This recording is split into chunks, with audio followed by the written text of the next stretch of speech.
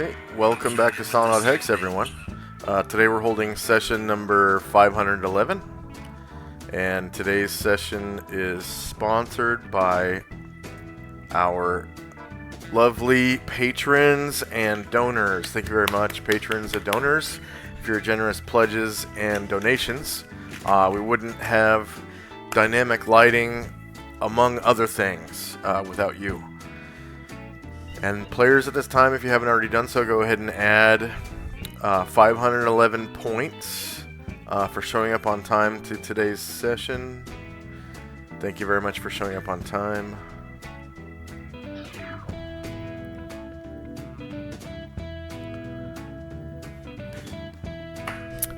And when last we left the Order of the Superior Star, they were in several different locations.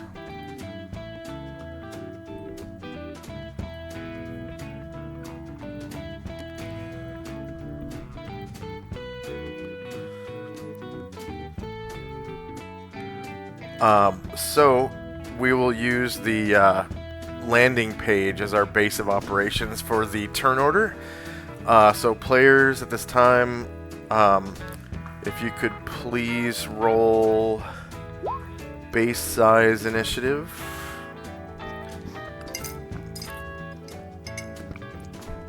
And we'll track through the different groups in that way. Alright, thank you very much.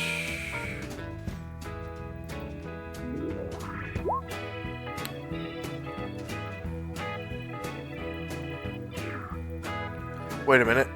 As soon as you guys started rolling, your old initiatives popped up. That was weird. Oh, that's so weird. Okay, I haven't seen that glitch in a while. Alright, so I just delete the new ones, I guess. So 13.85, 12.93, 11.95, 5.4. Okay, you guys probably can't see it, but you each have a turn on the turn order tracker, so I'm just going to sort the tracker real quick. And first up is Tenzi. I think Tenzi was in his stronghold. Yep. In the central West Adria Borderlands area.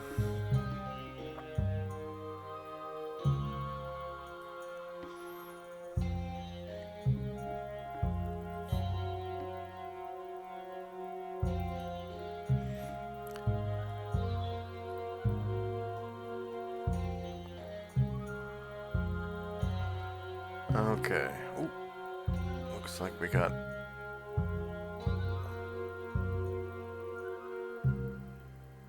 Okay, so...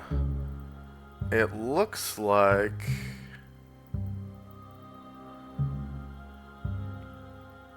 Maybe we have some old tokens here, so I'm just going to delete these. Alright. And Tenzi, I think, is in his room.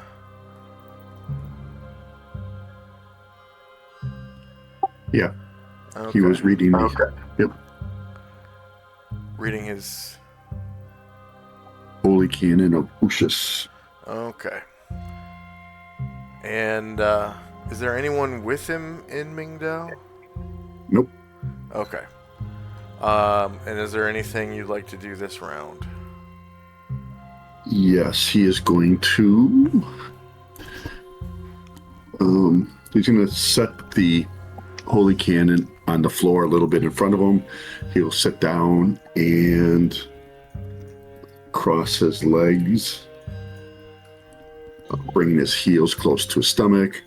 Then he will fold himself at his hips down to the Holy Canon, resting his forehead upon it, and he will pray O Lady of the Morning, your light reveals all truth. I thank you for the wisdom found in these pages, which shines with the same clarity as your blessed dawn. May I serve you with the same clarity. And that will be it for him. All right. Anything else for the rest of his company? Not at this time. Okay. And Ovac. Yeah, I was making my way to the temple.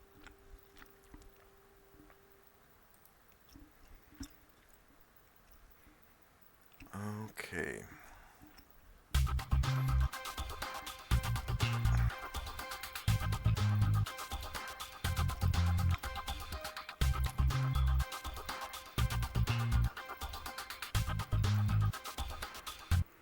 So maybe we'll change.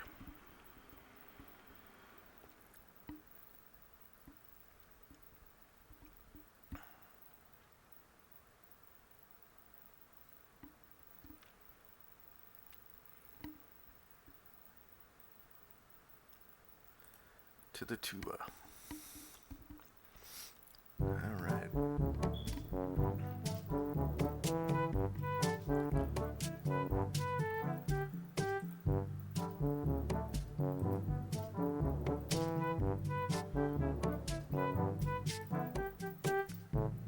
All right.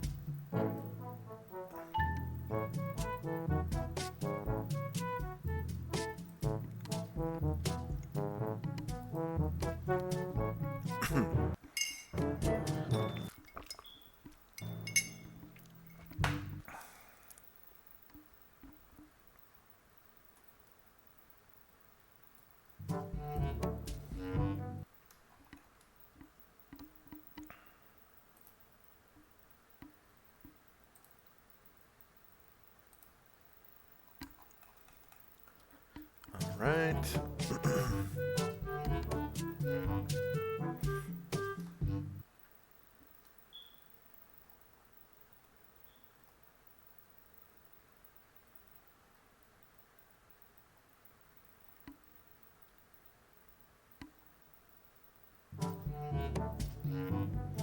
So Ovac, you're right here, looks like. Yes, sir. And you have some of your companions with you. There's Ovi and Nalmar. Yes, sir. All right. So around you, there's the smoke is still kind of clear. No one's really working at the forges or the smelters right now, at least. And just to the north of you is the Gilfbeck Inn. And it looks like you're headed south and slightly to the west to your own temple, correct? Correct. Okay. What is it? Out of combat, you can move Times quadruple 4 if you jog, times 4, yeah. So it's Okay. 24 if you jog through there.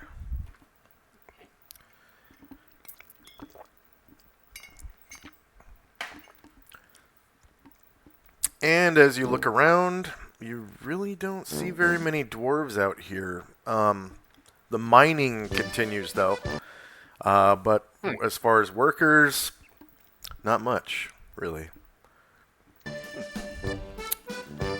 All right. Anything else for Ovac and Company? Not right now, sir. No. Okay. So Lily, Mystique, and Shandrak were all together, yeah? Yes. Okay. Yes. So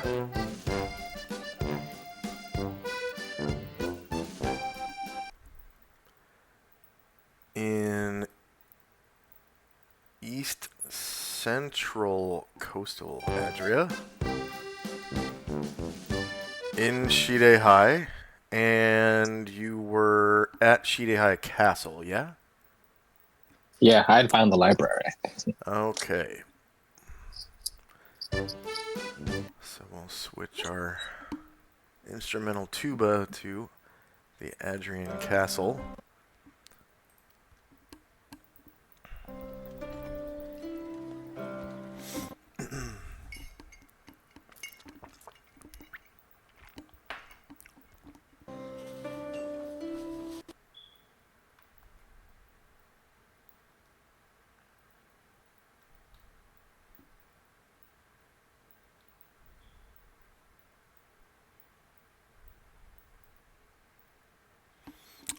up on the second floor in the library. Okay. So I'm actually on the first floor. Right You're now. on the first floor. Okay. Yeah. All right. So first up is Lily. You are on the second floor. I think you've just come up the stairs. Okay. Ahead of you, a couple of steps, is Mad Moen. He's in the corner of this like little building within a building. On the second floor. Looks like it's got really thin like rice paper walls.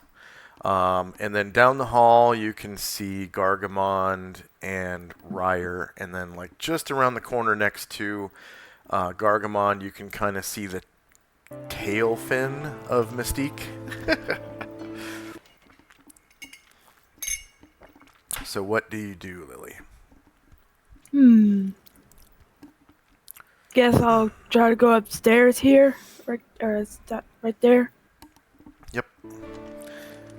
There's a slight breeze filling the castle. The smell of sea air hits your nose. Very different than mountain air that you just came from.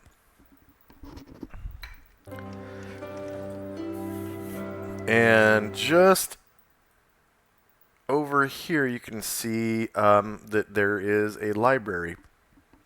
Gargamon standing right in front of the door, but you can always pass through friendly squares if you wish. There's what appears to be like a dojo right here. There are bamboo mats set up across the floor. The ceiling seems like it's being held up by these 7 pillars you can see. And over here there is a like almost like an altar set up at the head of the dojo, and on the wall you can see a motto scroll for some kind of martial art. And Oh, go ahead. is your character able to read? I can't remember if you ever purchased the reading writing proficiency. I think I did. Let me look to be sure.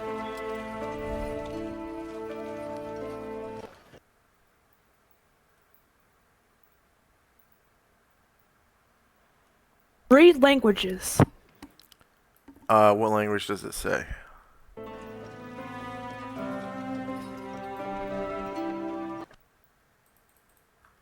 I have to look here. Let's see. Common, Henjukai, and animal speech. So those are the ones that you speak, but does it say which language did you choose for? Oh, okay, it says read write common. Yeah. So yeah, you can read the motto. And it says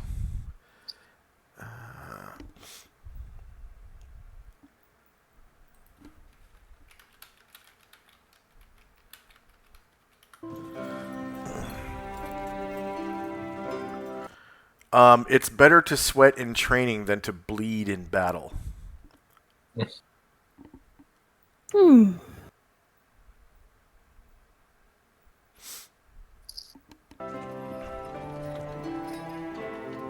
I guess I'll go in the library. Okay. In the library, you can see many scrolls. So I know on the picture it shows codices, like books. But in Adria, they don't use books; they use they use scrolls. So just imagine that it's a bunch of shelves that are filled with scrolls. See. And behind one of the shelves, you can see an open secret door. It's like behind a scroll shelf, and it's open. I better go investigate. All right.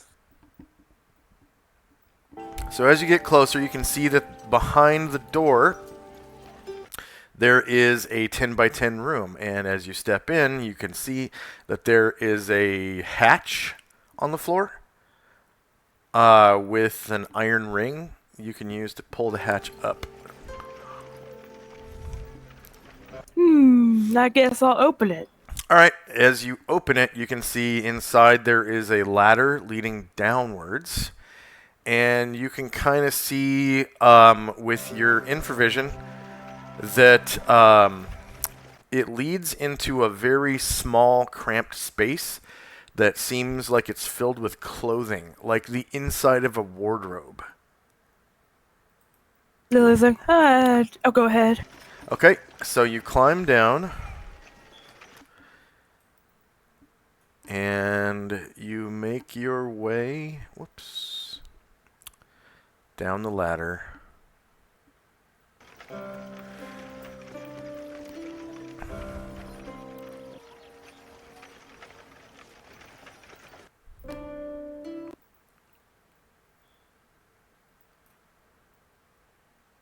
Okay.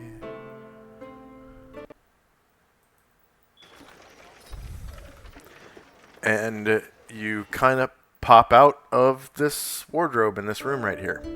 And that will end your turn. Next up is Mystique. So Mystique, you just saw Lily walk into the library and, say, what's that? I think I'll investigate. And then you hear this like, and like a, and then a from like down below. All right. I guess I'm gonna go find out if I'm gonna. And you actually saw her. You actually saw her climb over this. Yeah, I better make sure shelf. she doesn't get hurt. Yeah. Better make sure she doesn't get hurt. So what do you do? I go after to make sure she doesn't get hurt. All right. So you climb over the shelf. It doesn't even take a check. You just kind of, up and over. And it's on the other side of this door. There's an actual door that slides. And on the other side of it, there's this 10 by 10 room. And on the floor in the room, there's this hatch, and it's open, and you can see down inside. There's a ladder, and you can see Lily down there, kind of standing in a open wardrobe that's like semi-filled with clothing. Let's see, it's like, she goes down the hatch. Okay. And down the ladder. Whoops. All right. And as you come out, you kind of stumble. Well, I guess you kind of push Lily forward because she was standing in there. And you end up right here in this wardrobe. And that will end your turn. Next up is Chandrak and company. Chandrak on the second floor. He turns again to the Adrian woman, and who we talked to last time, and gives her a bow and says, "Thank you again. This cup of water will be critical for my magical research." And the woman who introduced herself as Tsuru Hoseko, she turns to you, and she gets a big, like shit-eating grin smile on her face, and she gives you a deep bow and turns back to cooking on this wood stove. And Chandrak will begin to make his way back upstairs carefully with his cup. All right. And you you get to the top of the stairs.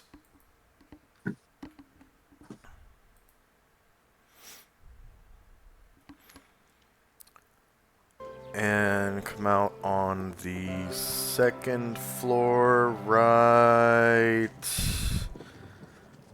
I think that's the right-hand staircase. Yeah. So right there. All right.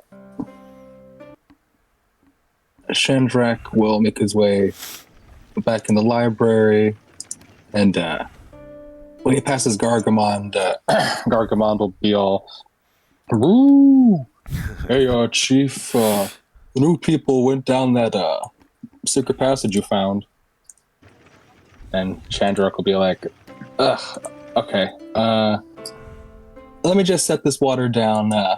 I'll catch up. You go look after him, make sure nothing's wrong." And Shandrak will come over inside the this kind of main room and set down the glass of water. Quick shout out to my brother from another mother, Skagith, who has joined us in chat. Thanks for joining us, Skagith. Good to see you. And then Gargamond will try to squeeze down the ladder and make sure it's all good. All right. Yeah, it looks like a rather comfortable pillow, not a chair, on this side of the table. It's a very low table, probably about a foot tall, and yeah, seems like a good room to study. There's like some Adrian checkers games set up over here. And yeah, scroll shelf, and there's like a little bit of a breeze coming in through this closed window. It's not exactly airtight. You can smell the salty sea air coming in. Anything else for Shandrak? Yeah, so when Shandrak gets into this room, he will carefully place his cup down on this, what's going to be his work area here on this table. The central table there? Yeah. Okay. Mm-hmm.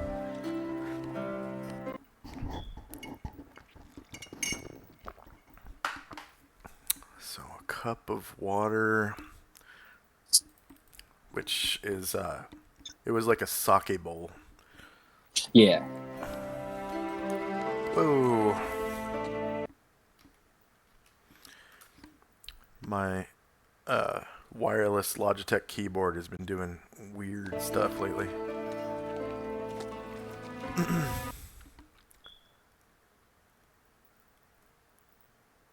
Cozy cabin map pack. There we go. Let's use this one. This one's way mo better. Looks like it actually has water in it too. So. Yeah. Alright, so it's this like beautiful handmade sake bowl with some water in it. And you set it down on the reading table there. And anything else for Shandrak?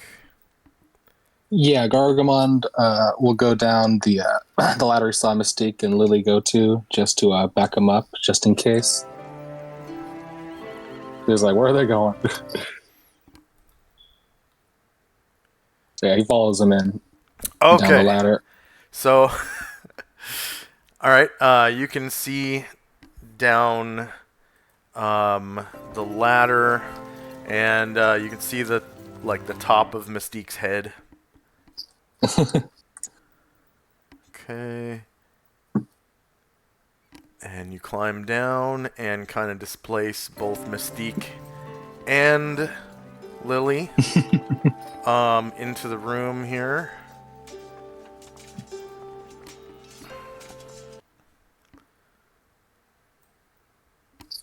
So a big minotaur comes down, guys, and kind of pushes you guys forward. And Gargamond is here, standing inside this,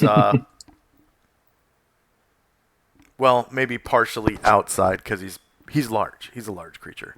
So he's got like one hoof in the wardrobe and one hoof out.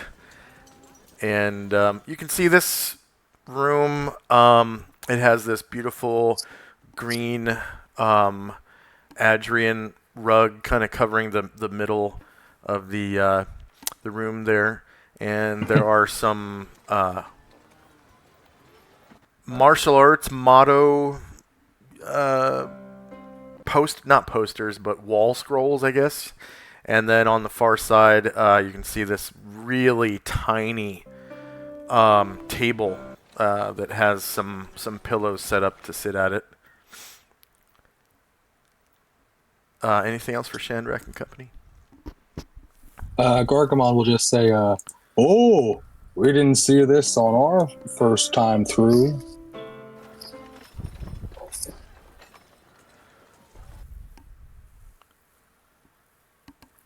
Okay. And anything else for Chandrak and company? No, that'll be all. All right. So end of round and Tenzi and company.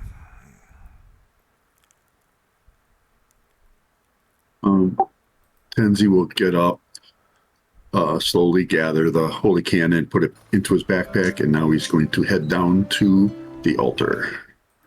All right. So for our viewers, Tenzi is our group's monk, and he has a monastery in a town that's kind of like a Shangri-La type of town. And you come out to, I think, right here on the second floor.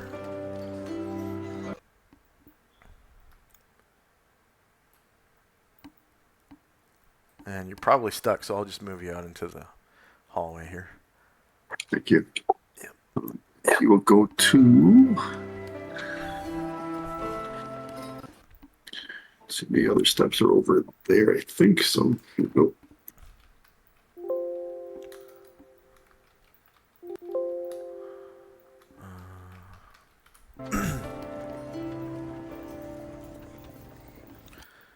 So you can hear these sounds of the temple, because this monastery has several temples in it.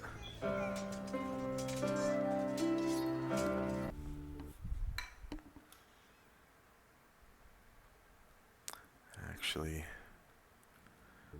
you head down to the first floor. Yep, and that's the end of my movement. All right. And anything else for Tenzi and his company? No. Okay. Next up, we have Ovak back in Duragard. Yep. I'm going to So- continue to move towards the temple. Okay. For our viewers, we have a split up party right now during our downtime.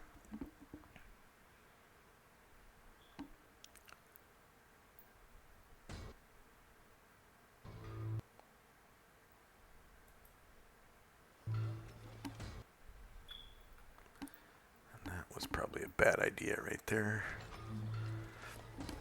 Okay. So, here in Duragard, so for our viewers, Duragard is a mountain dwarf stronghold on the island of Enervia, which is, the island of Enervia is kind of like my Fantasy England or Fantasy Britain area, and there are dwarves here. Is that the end of your movement right there? Yes, sir. Okay, so yeah, you pass through the forge and smelter area almost reaching the hallway where your temple is. And you don't see anyone working these smelters, and it looks like they're going cold, basically. And the smoke is like clearing up in here. The little bit of ambient air that's coming up out of the mine is kind of blowing it out the exhaust, which is way above your head in this big room. There's actually an exhaust hood that gathers smoke, and you could probably see it right about now by the light of the smelters, what little light is left, the ambient light in here. And it's a hood that's made of iron. It's like this big square pyramid-shaped hood that like sucks air into the exhaust pipe. And you can see the exhaust pipe kind of going into the area where the entrance to the stronghold is, and it's like kind of goes into the stone wall there. Okay. Anything else for Chandrak? Or sorry, Ovac and Company. Chandrak. I was just gonna probably, does my character ever remember this area being this, like, no smoke and able to see through it? Only on like holidays and stuff like that. So Right. you have seen it before, but it's very rare. Like just when on holidays when nobody's working, and when it comes to dwarves, that's rare. Like when no one's working. Yeah. So a lot of them. I'm looking around like, what's going on here?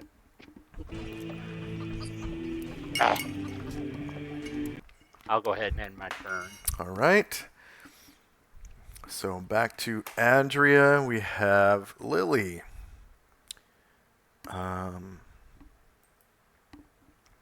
So Andrea is my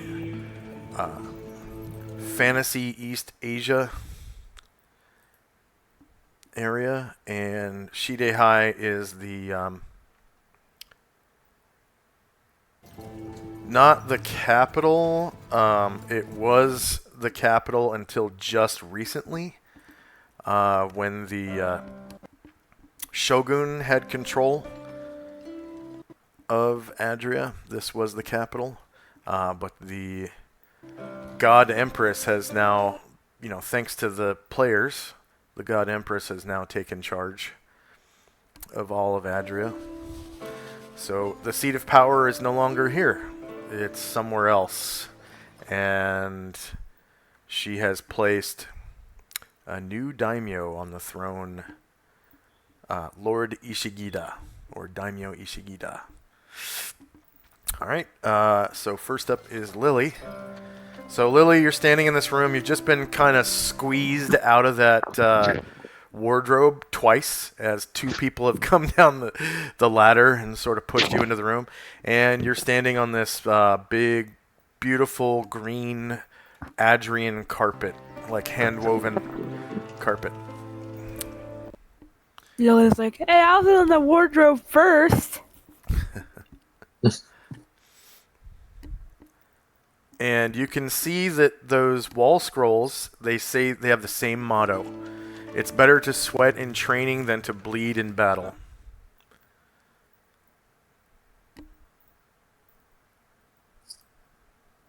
Lily just gets up and dusts herself off like, Lily's like, wow, I didn't know the wardrobe could only fit one person.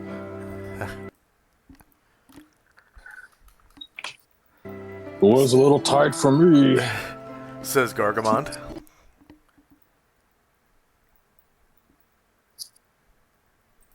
Mistakes. Like, I came down here to make sure nothing happened to you, Lily. They're like, yeah, I'm fine. I just wanted to explore around the library until I found something. That was a hidden compartment or whatever. Led me to here. Fair enough. Here's a pretty small room. Yep. That'll be it for me. All right. Next up is Mystique. Mystique looks at Lily, and Gargamon goes, "Fair enough. Fair."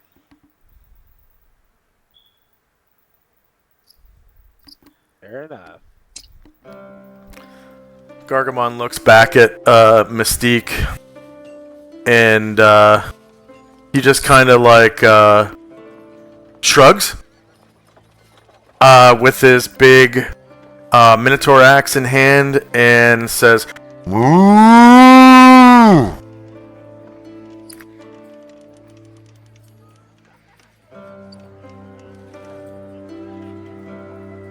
Mystique looks down and goes, "You're a good guy. You know that." Yeah, well, while you're taking care of her, someone had to take care of you. "Moo!"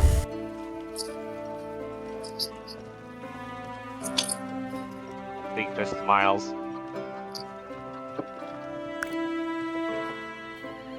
Anything else for Mystique? Nope. Alright. Shandrak and Company. Shandrak will take his backpack off and start going through it.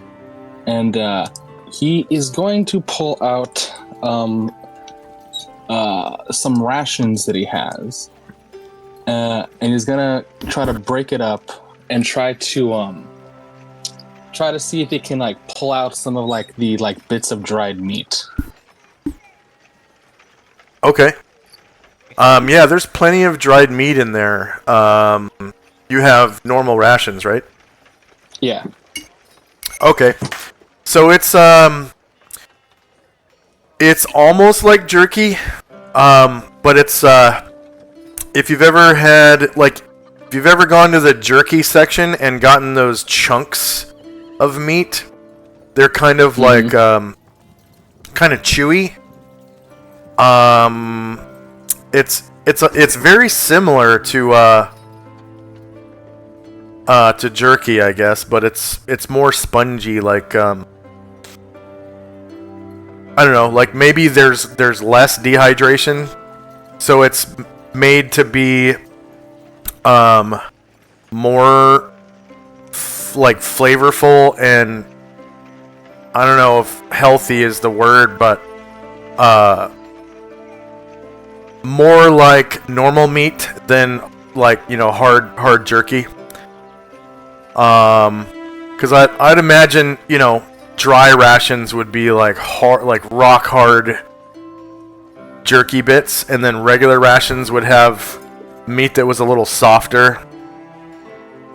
And Yeah, you know, I actually have rations and dry rations. okay. So I'd crack them, open one of the dry ones, because I think I'd want a harder meat. Okay, yeah. So one that's more dried. Yeah, in the dry rations, it's like hard ass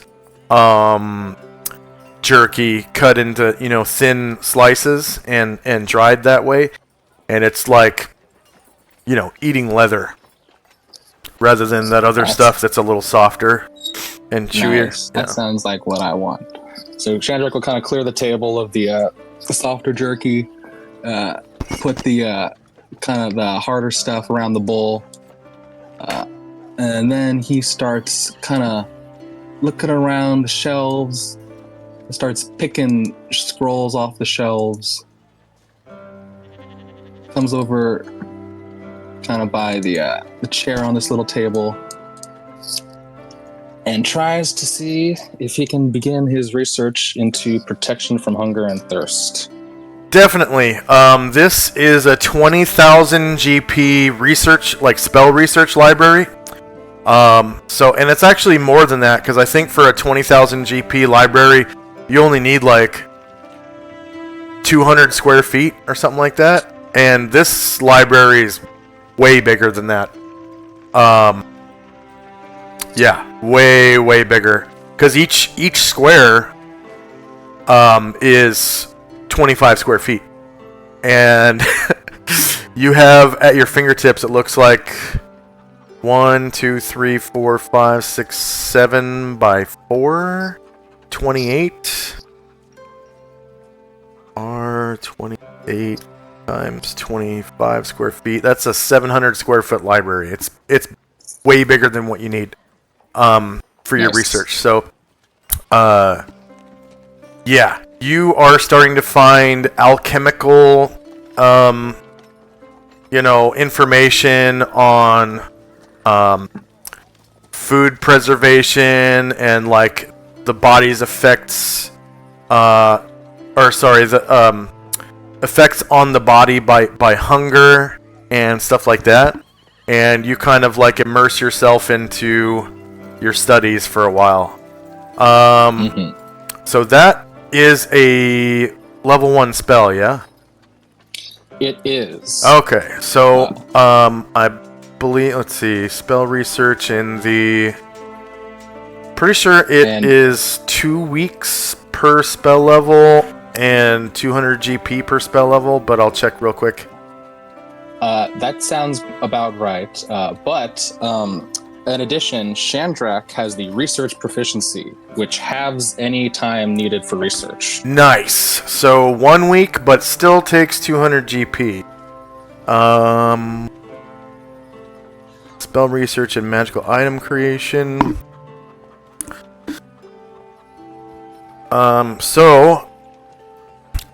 At the end of your 1 week of research, we will roll to see if you are successful.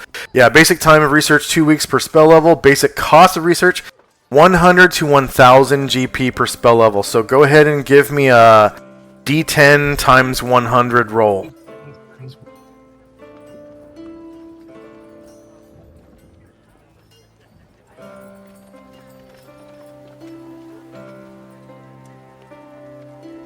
D10 times, is it 100 or 1,000? Times 100. D10 times 100. Oh, damn. The full 1,000. Okay.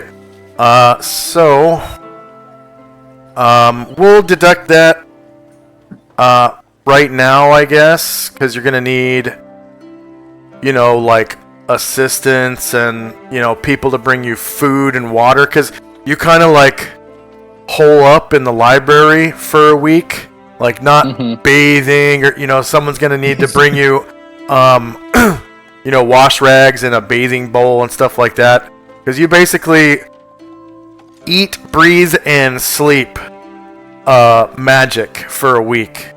Just like immerse yourself in study like you're cramming for a test or something. All right. So can I pay that with a sapphire? Most definitely, yeah. Yep. Yeah, anything of your choice as long as it adds up to 1,000. And that should be all from me. So the basic success chance is 10% plus 1% per point of relevant ability score, plus 1% per experience level. Go ahead and roll it, I guess. We'll see. I mean, this isn't the actual check, but we'll see if it's finished. 1% per experience level, 2 times spell level. Minus 2 times the spell level.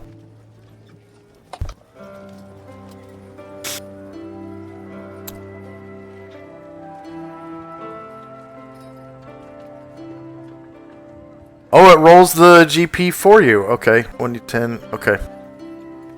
Success or failure. That's probably a GM. Can you roll the success or failure button? Or is that GM only? Yeah, it looks like it. Okay. What is the level of the spell to be researched? Level 1. What is the name of the spell to be researched? So this is just a test, so I'm just gonna say test. Wizard or priest spell. And casting level, mage 15. Out of 14, thief 16 out of 15. So mage 15. How many checks have you failed to research the spell? 0. Okay. So it looks like your percentage chance is gonna be 43%. Huh. That sounds a lot lower than... That sounds really low. Yeah, it's not your chance to learn spell. It is your chance to learn to research spell. So it's 10% plus 1% per point of relevant ability score plus 1% per experience level. Okay. Minus yeah, that sounds good. minus 2 times the spell's level.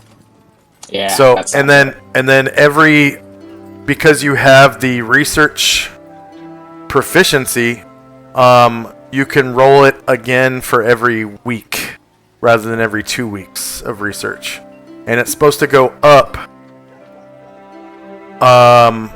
every time you fail. The next time you check, it goes up by a certain percentage. cool. So sorry. Are we using that, or do you want to roll this, or how are we doing this?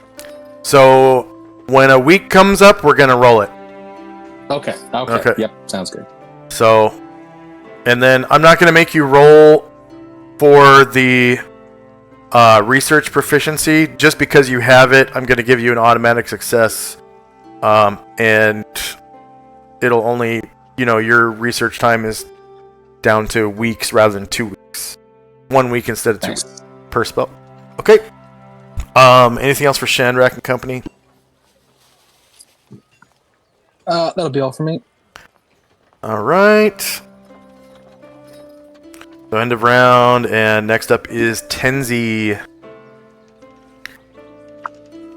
Tenzi continues moving towards the main altar area.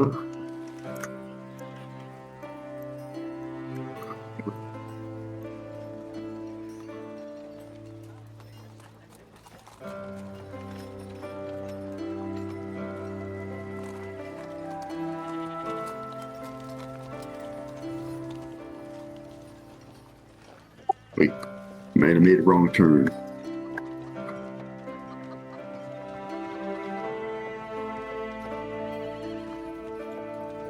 Oh, that's right. Okay. All right. So you've reached, There we go. Yep. the main shrine. He gets out of his pouch. He gets one of the vials that has sebaceous gland of hill giant, and walks up to his altar and begins praying to create a potion. Nice. So we've calculated it's 4 days for this one, and I think it was 400 gold. I Okay. remember correctly. Okay. It was a simple process. Let me get my sheet so I get it. Was this one the oil of impact? Oil of impact? Yep. Oil Okay. of impact. So potions come out in a batch of 1d12. So if you're successful at the end, it'll make 1d12 of these potions.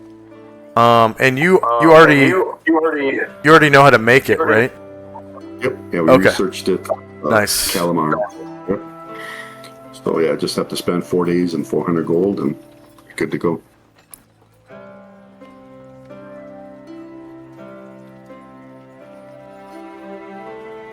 I think there's a roll, but I don't remember what it is, so we can look at that when the time comes.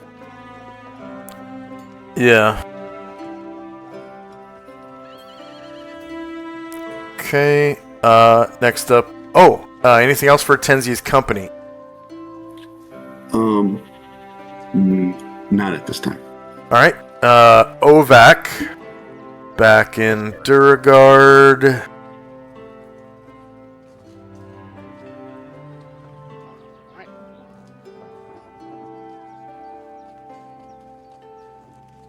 So it looks like you kind of reach the Temple of Moradin. Yep.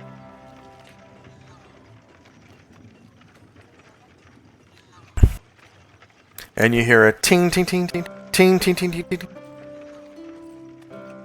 The sound of Keldorn. Yep. That's music to my character's ear. Yeah.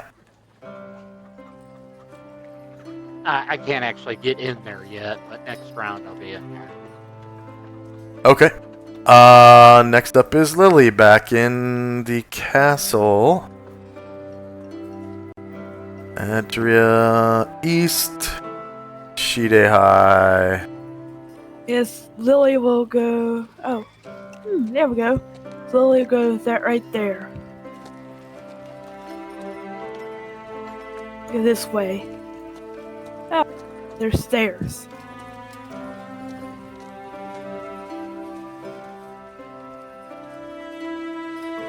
Okay, so, yep, it's just like a couple of feet down, and you come to this room that has 3 men standing in it.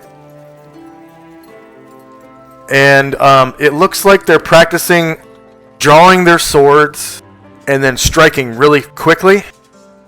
And then they step back and resheath their sword, and they try it again. Strike!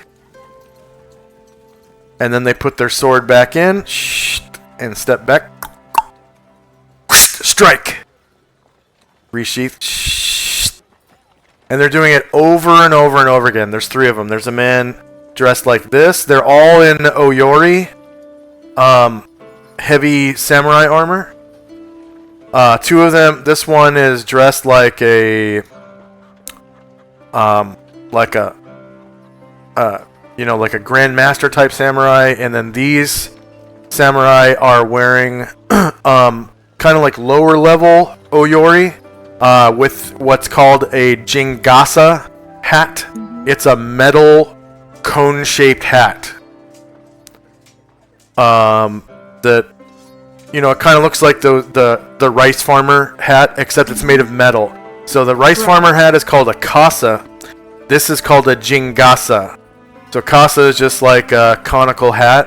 Jingasa means metal conical hat. I guess I'll go back where I was. Okay. There are 3 other doors in this room. So as you go back... Oh, okay. Wow. You respectfully close the door and go back into the room with the green. So, on the other side of the room, you see another door going to the left. And then over here, you can see a window. And you can see outside there is like a courtyard type of space. And you can see there's, on the other wall of the building over here, there's another window.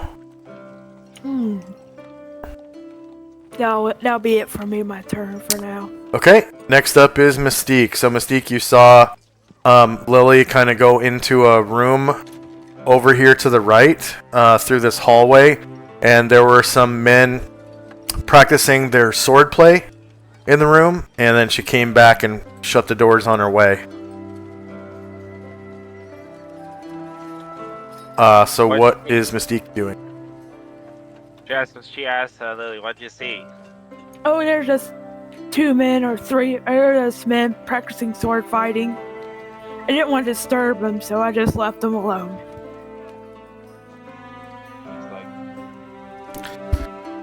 Mystique's like, best not to disturb people in their training. Nope. We'll do it. Yep. He looks at Mystique and goes, after all, that's a good way to get hurt. Yep. Sounds like they're sweating so they don't bleed, like you said. Right.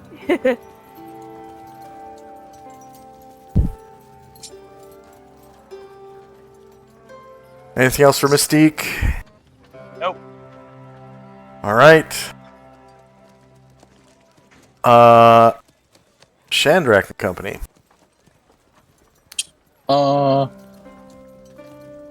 Well, I think with one door left in the room, I think Gorkbond is gonna... he's a little curious. He's gonna come over and just see what's through that other door. So it looks like the anteroom that leads to the throne room. Oh. Okay. So yeah, you can see Shimazono Inagami standing out there, the samurai paladin that you guys met at the brothel. He was the former bouncer at the brothel. Yeah. And then there are some normal guards dressed in the Jingasa hats, and then there's like an elite looking guard standing next to Shimazono Inagami. Gargamon will turn back and say, "Oh, we're right back where we started." It's like, oh, I see. Yep. Well, I'm gonna take the stairs back up. They're less cramped. I was like, yeah, there are, aren't they? And Gargamon does start to go back upstairs. Alright. You can see those stairs in front of you.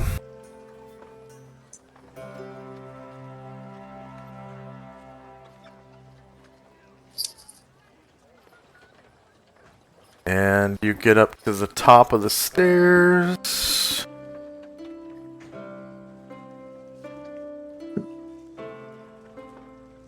On the second floor. Right here. And you can see standing around are St. Luther, Moen, Erdrin, and Ryer.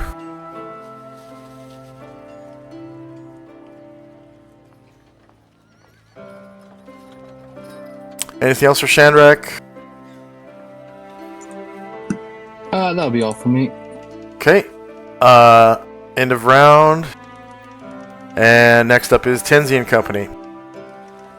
Yeah, Tenzi's just going to be doing his praying, so if you could move my thing so I'm on the other map, I could do my other characters then. They were in Duragard, right? No, they're in Enervia. Enervia, okay. Enervia City.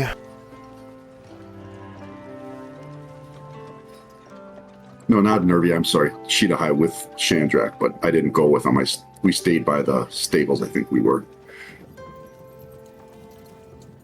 Okay. I think I can just click and drag Oh yeah, they're right at the front door. Tenzi's marker to here. Did that rejoin you? No.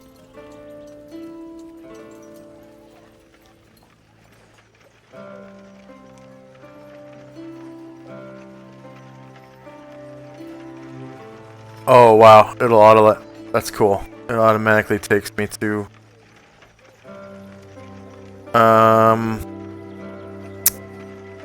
maybe I can do it this way then. Yeah. Okay. That should have regrouped you at Shidehai Castle. Yep, and the map's loading now. I'll just skip my turn for now while I get my bearings and let whoever's next go. Alright, Ovac. All right, I had a question for you. Yep. Our dwarves stand a lot on like what do you call it? Like pleasantries and things and etiquette. When like I meet Keldoran, his official title is High Forge Smith. Would I refer to him as that or Keldoran? That sounds like some Forgotten Realms bullshit. He is just the high priest of the Moradin Temple. Yeah. Okay.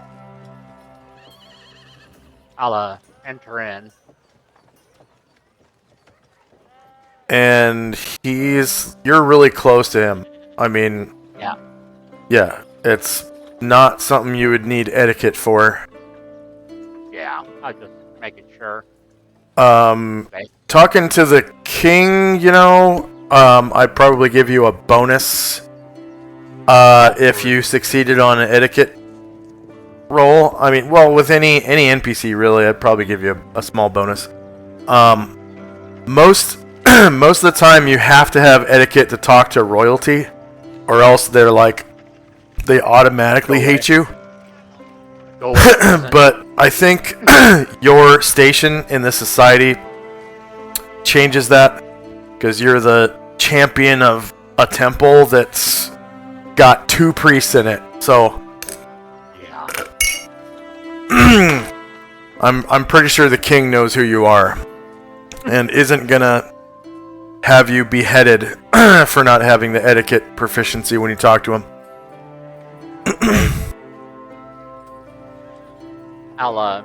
Does he look like he's concentrating on what he's doing? I mean, no, he looks at you and waves as you come in, and then goes back to hammering on that dwarven longsword that he's been making for the last God knows how long. Or, sorry, Morden knows how long. Greetings, Keldoran. I have a question. Back again, hey. I have a question for you. Can you cast the atonement, or can you perform atonement? Of course I can. I would like to have that. I need to atone for things I've done. Moradin has denied you your powers, then? No, it's, I believe misstep, and, perhaps not following him as closely as I should. If I can cast the atonement spell if you wish, but if Moradin has not denied you any of your powers, it's not going to have any effect. It will for me.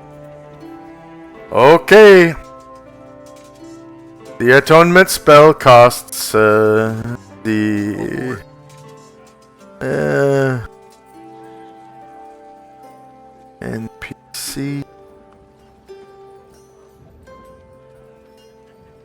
Employing hirelings.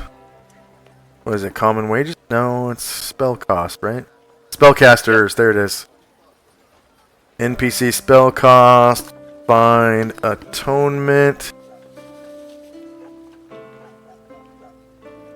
The spell is normally cast only for those of similar faith or belief, even then a payment or service may be required. Okay, this atonement will cost you, the head of one evil orc. Bring me the head of one evil orc and I will cast the atonement spell. But like I said, if Moradin has not denied you any of your powers, the atonement spell will have no effect. I'm aware. You're basically wasting your time. Well, it's my time to waste now, isn't it? Yes, it is. Let's see. This is the holy forge down here, right? I mean, they're all in the temple. They're all holy. Yeah, I know, but what is this right here? Is that crap? This red thing with the fire in it? No. Further down, all the way to the end. This thing. That's an altar. Okay, I need to go kneel in front of it and pray if I can. Okay.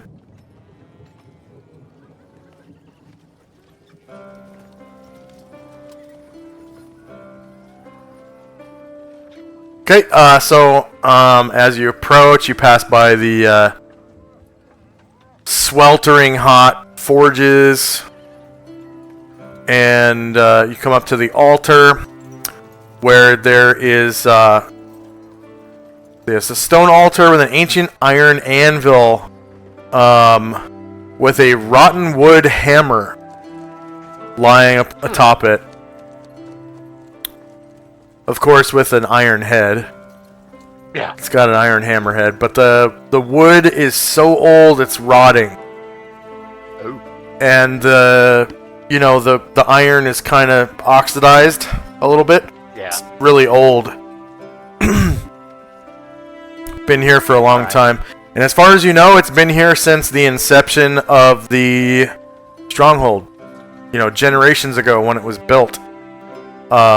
This iron anvil and this wooden hammer was brought in and placed here on the altar. Does it look like if the hammer was handled or struck against the altar, it'd break? I mean, sure, yeah, Oh, it would break. It would. probably. The handle is pretty rotten, Right. and no one's Okay. touched it in ages. No one has dared touch it in ages and Okay. ages. I'll take out my hammer I use, and I'll kneel and say this prayer. O Mordrin, father of the first forge, hammer of creation, anvil of stone, breathe breath that kindled the spark of all dwarves. Hear the cry of your servant now. I lay down my life as raw ore upon your anvil. My flesh is but steel, yet untempered. My blood the molten fire poured from the crucible. Shape me to your will, break me if you must, for I seek no will but thine. Grant me vision, O forger of souls. Let the smoke of my sacrifice rise into your halls, that I may see the path you have set before me. As iron gives itself up to become the blade, as stone yields its strength to form a foundation, so too I yield my body, my spirit, and my breath. Strike me with your hammer of truth. Etch your runes upon my heart. Temper me in the fires of your forge, until all that remains is your design. By your hand alone may I be remade, living or ash, servant or spirit, as I belong to you. And I'll strike the forge with my hammer. The forge behind you? No, I'm sorry, the anvil. The anvil that has the ancient rotten wooded hammer on it? I'm using my hammer. To strike the oxidized ancient iron anvil. No, okay. I'll strike this anvil over here then. There you go. There's a loud clang that, sounds through the temple. Mhm. I'll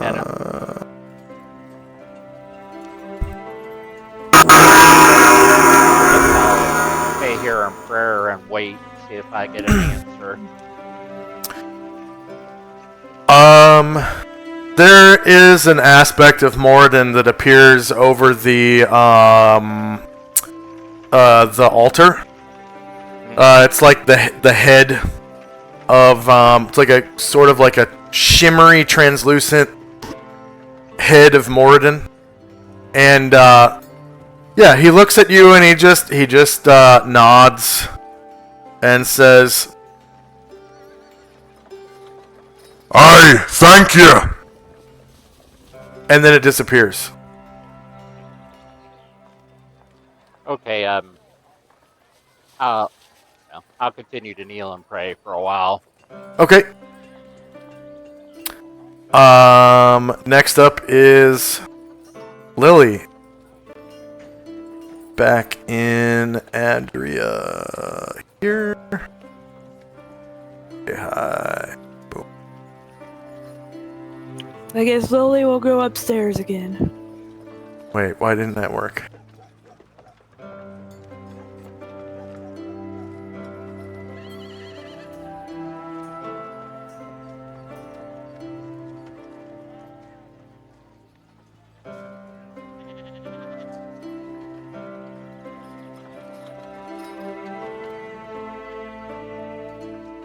Okay, I made it to the map.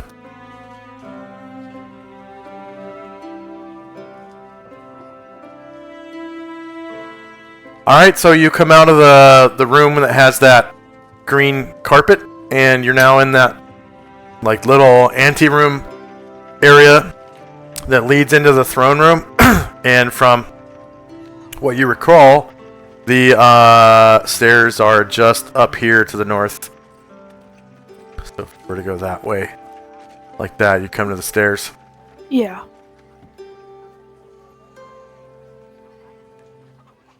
And you pass by the kitchen. You can see those ladies making food. stairs. And you reach the top of the stairs on the second floor. And you can see a bunch of Chandrak's henchmen and followers and stuff. And you pass by Gargamond and reach the floor. You step by him on the stairs. I'll shift ping you so you can see. Yeah. There you go. And you can see the door to the library is open. Looks like Airdrin's kind of over in the corner. Maybe like cleaning his rifle or something.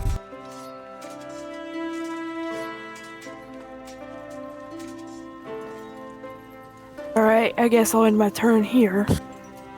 Alright, and Mystique.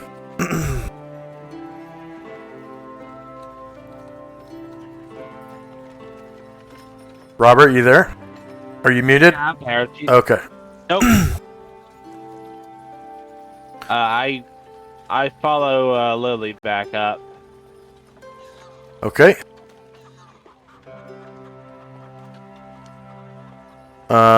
So you get to the second floor as well.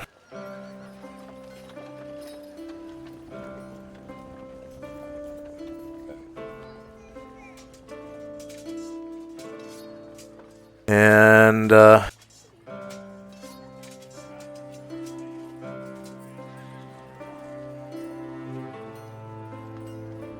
there you go. Oh, So you're now on the second floor. You're kind of surrounded by Chandrak's henchmen and follower.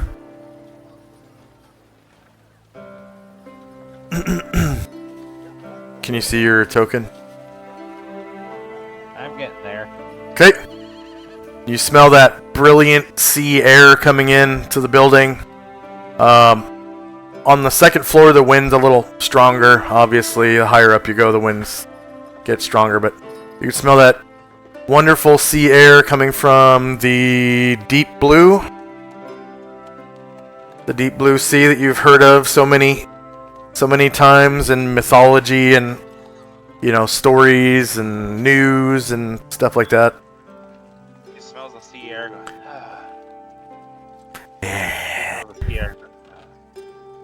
Smells a little different than what you're used to. The Vast smells slightly different.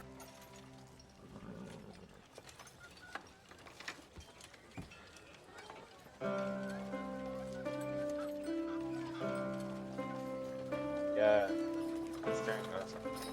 Man, that sea air smells so good.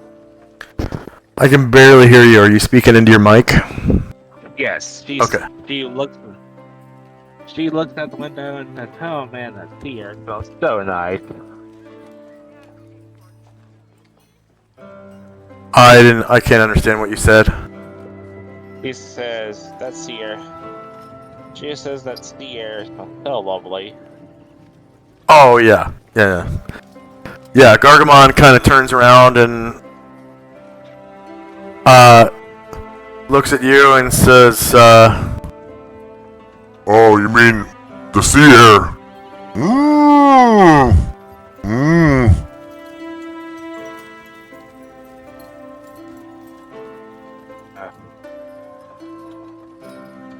Mystique kind of looks at him. Mystique kind of sits there and goes, "Ugh. Only if I still had my gills."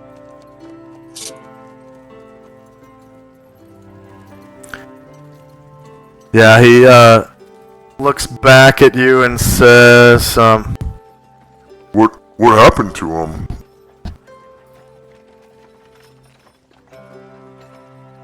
He looks up and goes, she goes, "I've stayed on land too long and they kind of fed up on me." Oh no. You sacrificed your lungs to come up and join us? Mmm.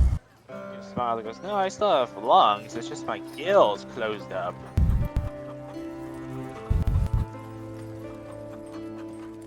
Oh yeah, your gills. Oh. Mmm. Anything else for Mystique? Chandrak and Company.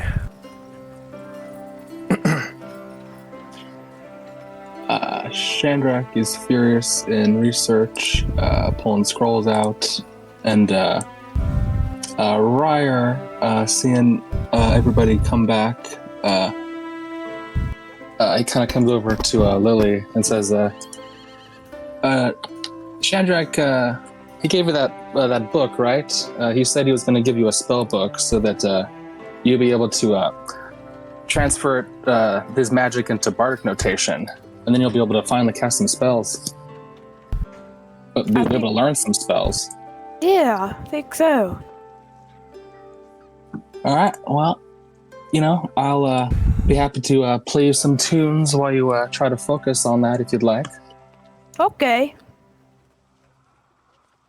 All right. Then I guess let's go in the library. That should be a nice, quiet place. Yep. And Ryer will head towards the library.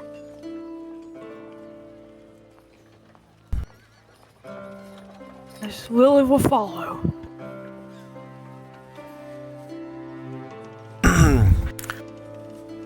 And let's take our first 3-minute break. We'll be back in 3 minutes.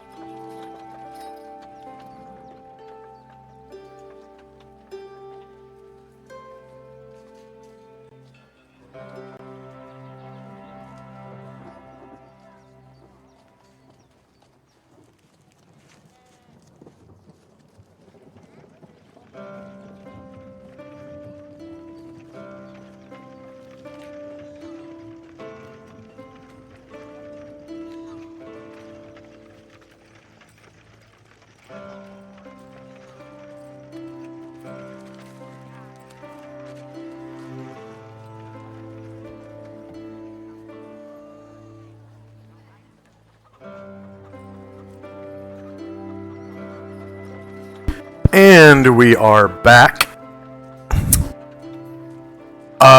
So Chandrak, if you take a look at the calendar, I've marked down on December the 18th, Chandrak will check to research.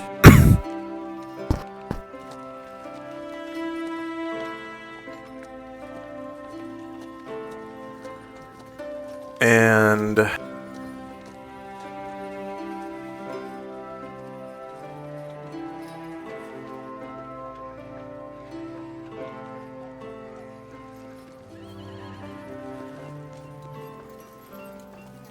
I'm gonna figure out how long it takes to make potions. Yeah, we calculated it because it's a simple let me get my notes here. It was 4 days. It's a simple 4 process. Yeah. Alright, so edit.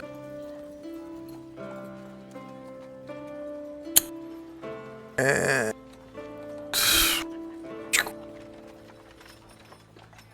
And then I got the Whoops. sorry, I was gonna say I got the chance for successes in the DMG chapter 10. Okay.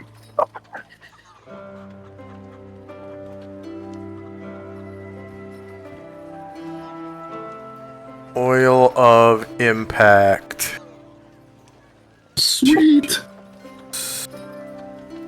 Okay, so I marked on the 15th. Tenzi, check to make Oil of Impact. Perfect.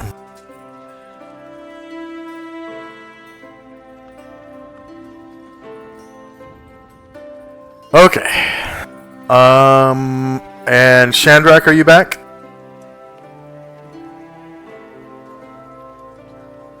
Okay, I guess we'll move on to the next player, which is Tenzi and company. All right. Tenzi's busy back at the monastery, so I'm going to have Thelina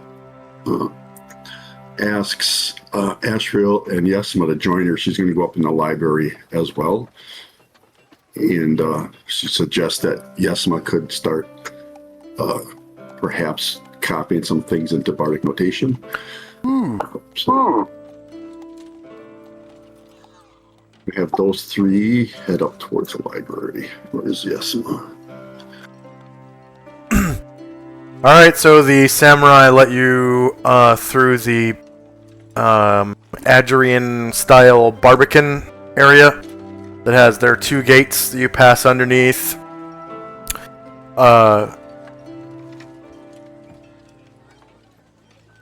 And then into the courtyard. You can see down south there is a fountain. Shooting water up into the air just a few feet. To the north there is a shrine of sorts dedicated to, looks like, Lao Tzu. And you can see that inside this there's like a couple steps up, and then inside there's like a mud room where everyone's like left their shoes. They're the typical split-toed shoes of Adria, like the Ninja Turtles' feet, you know, like 2 little whoop whoop. And then inside the next door, you can see the long bamboo mat that leads right up to the the courtroom, or the throne room, or whatever you want to call it. And on the far side, you can see Shimazono Inagami, the paladin samurai paladin, that is, with the contingent of guards. There's like this elite-looking guard and the regular-looking pawns.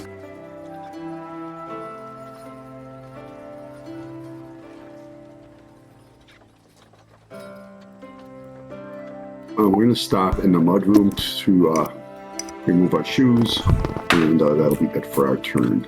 Okay, Ovak. Yes, sir. Yes,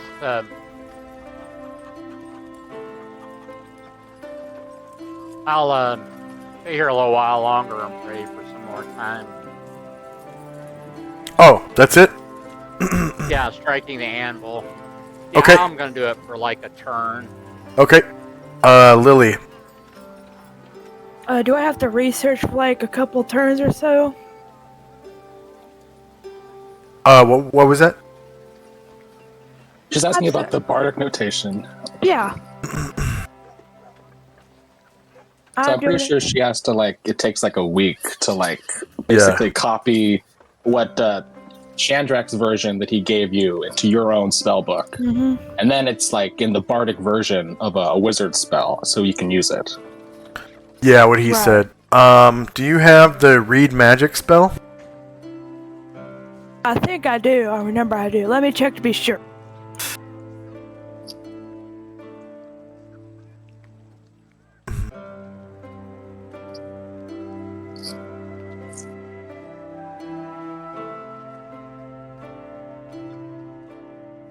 I have detect magic. Oh wait, read magic. Yes.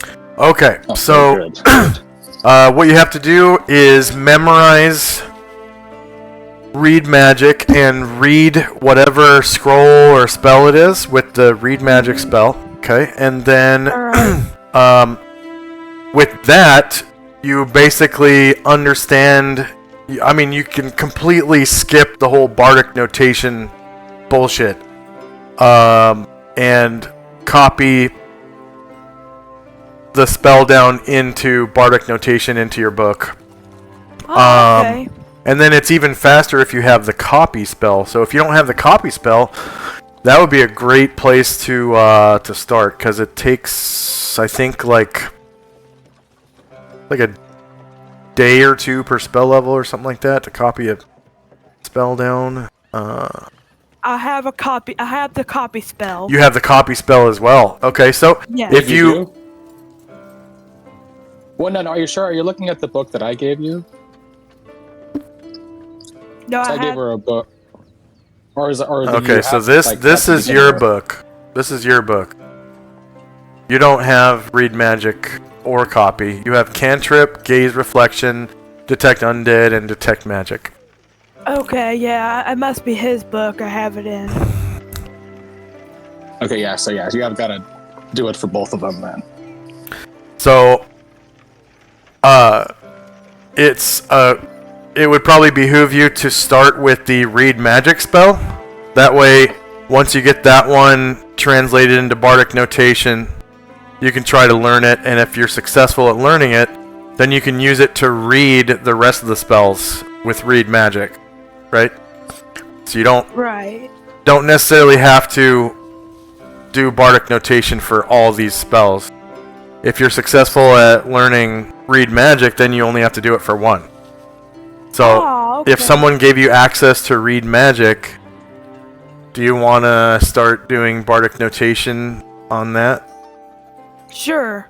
Okay, so that's under Bard abilities. So if you click on your token, click on Bard, pretty sure, and then there should be some kind of way to translate to bardic notation. Like comprehend wizard spell, that's it, at the bottom.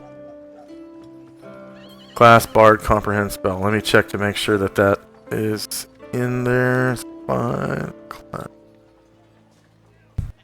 Bard abilities. Comprehend spell. And all players. Why isn't that working? Maybe it's because the name is incorrect. Okay, so copy Bard abilities, comprehend,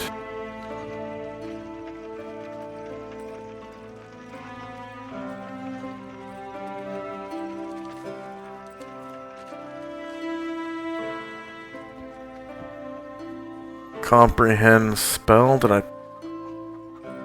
spell it incorrectly? maybe. Bard ability. Okay, save change. Alright.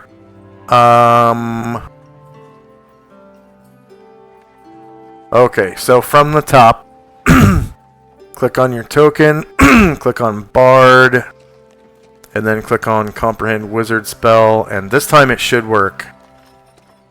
It'll probably ask you like what level the spell is. Yeah, it's telling me it's asking if the spell is being comprehended. Yeah, so the name of the spell is Read Magic. It's level 1.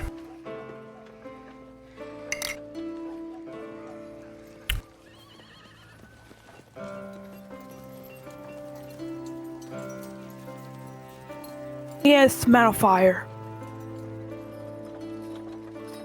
Say again. Millennius modifier. Miscellaneous modifier? None. Just Yeah. hit enter.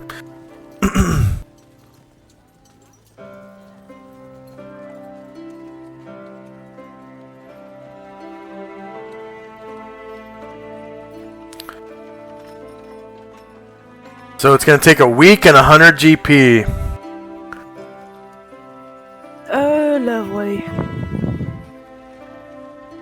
So go ahead and subtract 100 GP.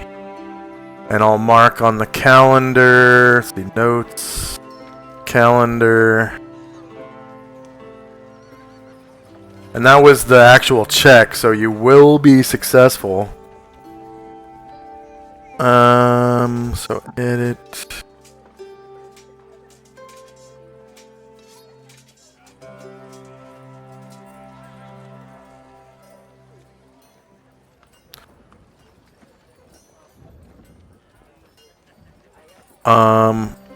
Shenrik, what's the name of the spell you're researching? I'm researching protection from hunger and thirst.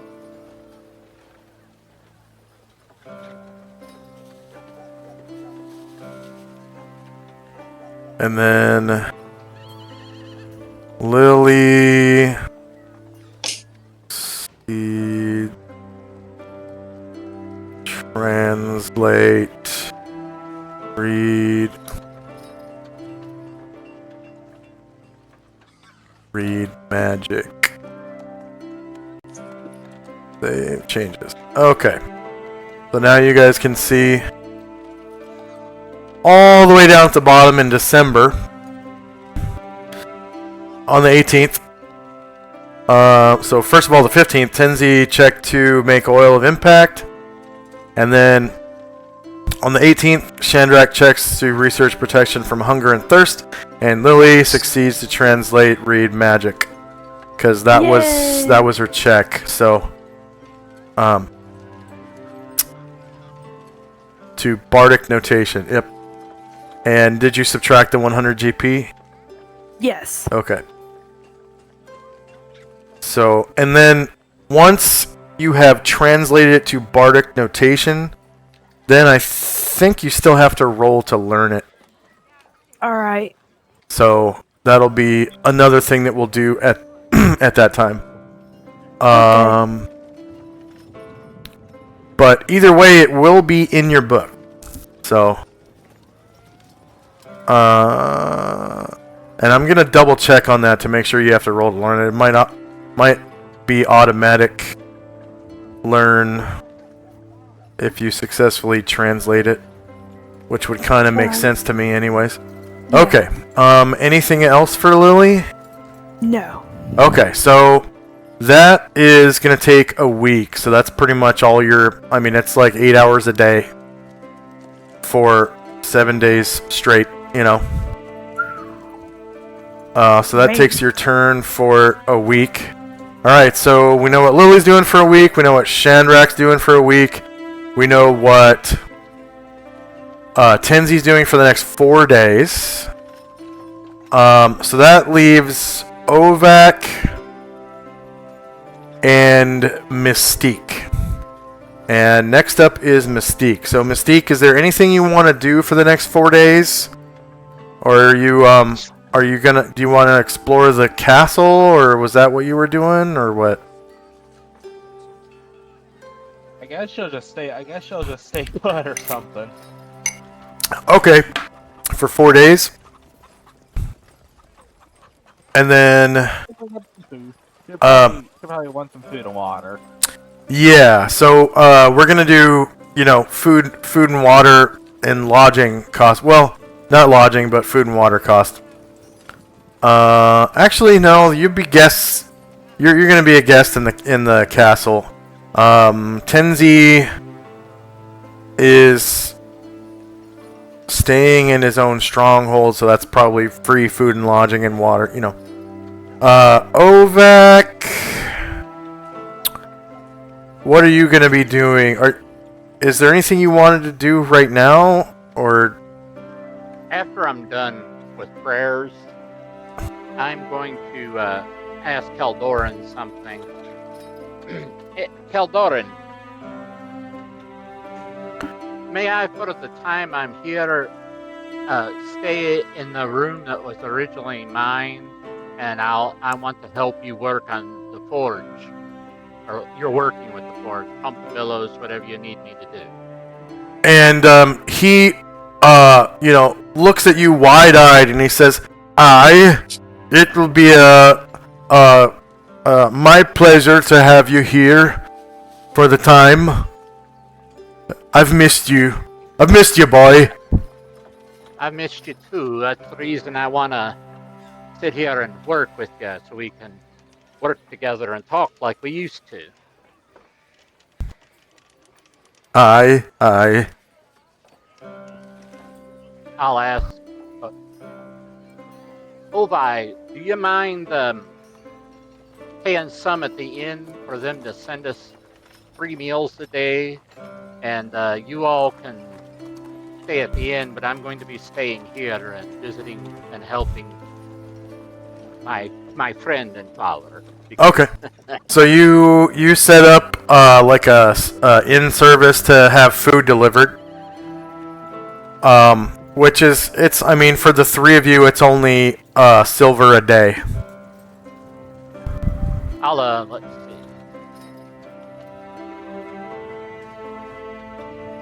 I will give him a platinum to pay them and for their rooms and stuff. Okay.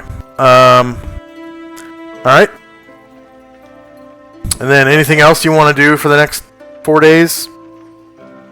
Just work with him. No. Okay. So. Before we skip ahead, I need to have Yasima and Thelina Okay. start something. We will go back to Andrea. East. Shide High Castle. And they're going up to the research library, right? Yes. Okay. So.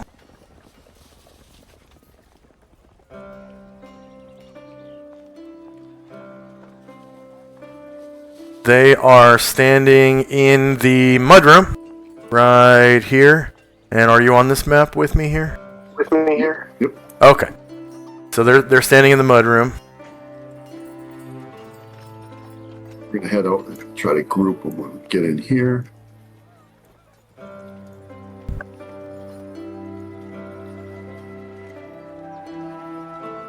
And as you step in, you can see the guard rooms through the door to the north, and there is a staircase there. And you can see the throne room.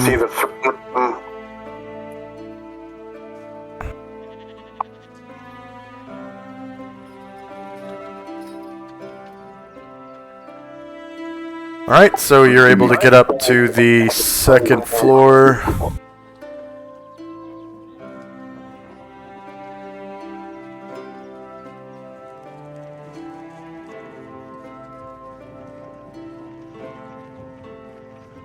Up the stairs, up to the 2nd floor, right here.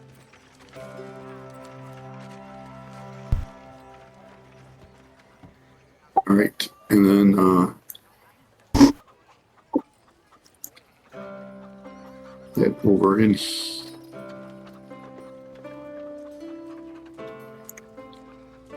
this way.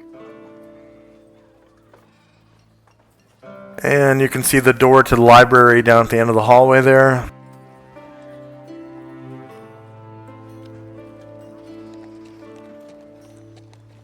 I think that's as far as we can go.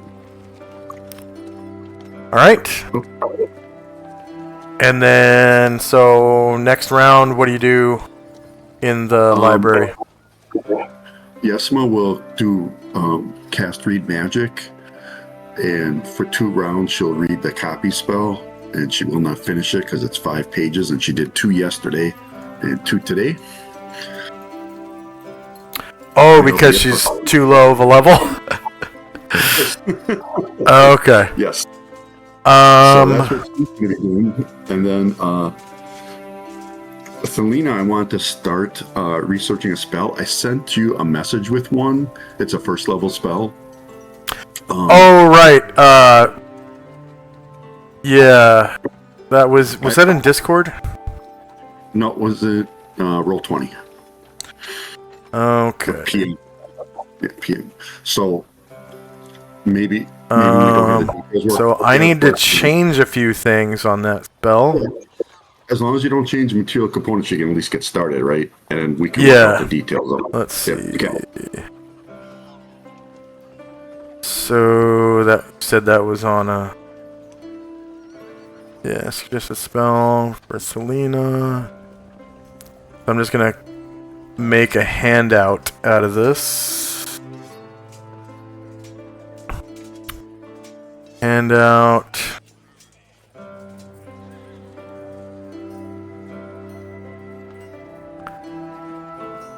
Selena's Shimmering Veil.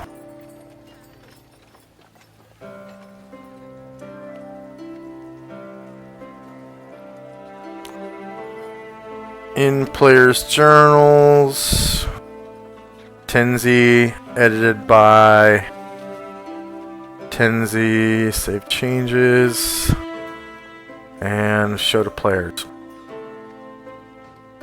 So basically, just what I wanted to change was the level and casting time because it's gonna go up. It's too powerful for level 1. In my opinion, so I wanted to raise it just to level 3 is all. Okay. And then everything else seemed appropriate. So that's wait, 3 and 3. Wait, no, not 3. I forgot it was 4. 4. Okay. Yeah, so spell level 4. Whoops. And casting time 4. Okay. So, and actually, I'll just put this in everyone's journal, just in case anyone else wanted to take a look at it. That it would be meta information, but because she hasn't told anyone. So this spell enables the caster to create a shimmering, transparent barrier of magical force that protects her from damage. The barrier prevents any physical attack upon those within it. The barrier is a solid hemispherical dome with a 10-foot radius. Oh yeah, I wanted to change that too. So, not a 10-foot radius.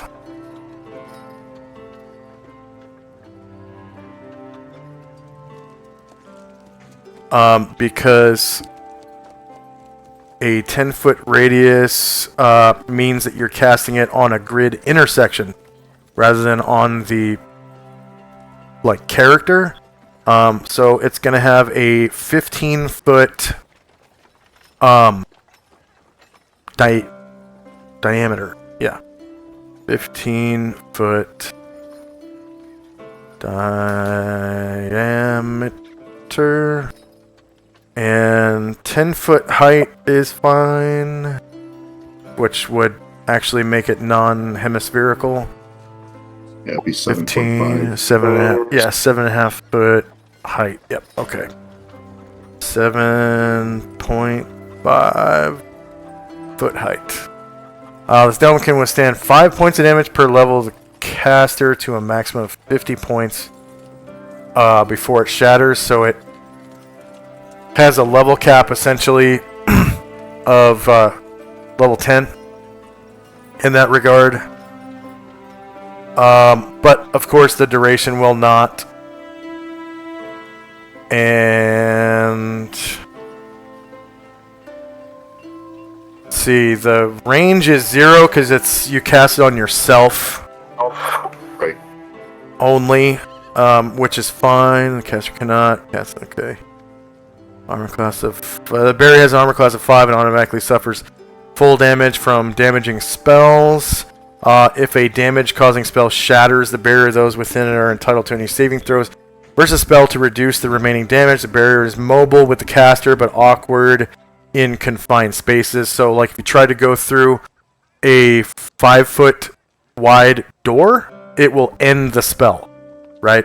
Because it won't fit. It's got a 15-foot. So I'm going to add, if the caster passes through solid spaces which are smaller than the spell AoE, the spell will end. And then the material component for the spell is a piece of jade or amethyst worth 50 GP or more. This is consumed in the casting. And of course, we don't use material components, so this is only during the research phase of the spell. I'm going to save it like that. And actually, no one really needs to edit this but me, so I'll take that off. But everyone can read it. Okay, so now given that it's now level 4 with a casting time of 4, I changed the size of the AoE to a 15-foot diameter, and the clause of the caster, if the caster passes through solid spaces which are smaller than the spell AoE, the spell will end. Do you still want to research it? Yeah. Okay. So she has research as well. yeah. So you should be able to roll that. You don't. I'm not going to make you check for it or anything. But you can roll to research, I guess, and we'll see. I think that's a GM button. But does she have wizard ability? There we go. So 56 or more days. Didn't ask her about she has the research proficiency. Yeah, that's cut in half. So 28 days. Okay. Which is 1 month. So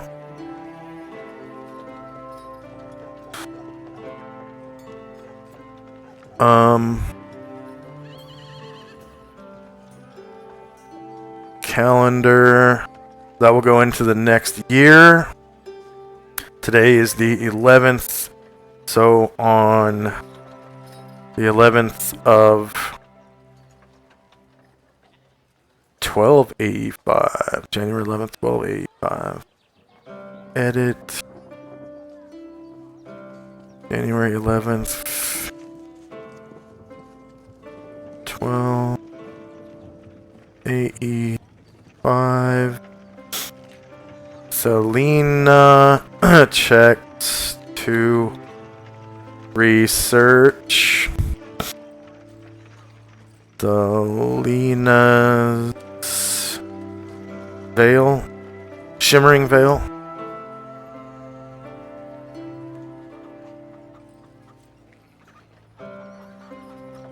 And save changes.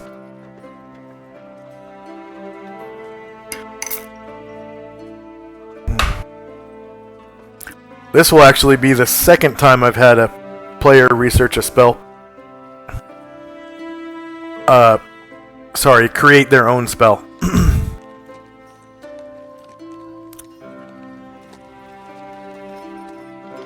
Okay. So, show to players.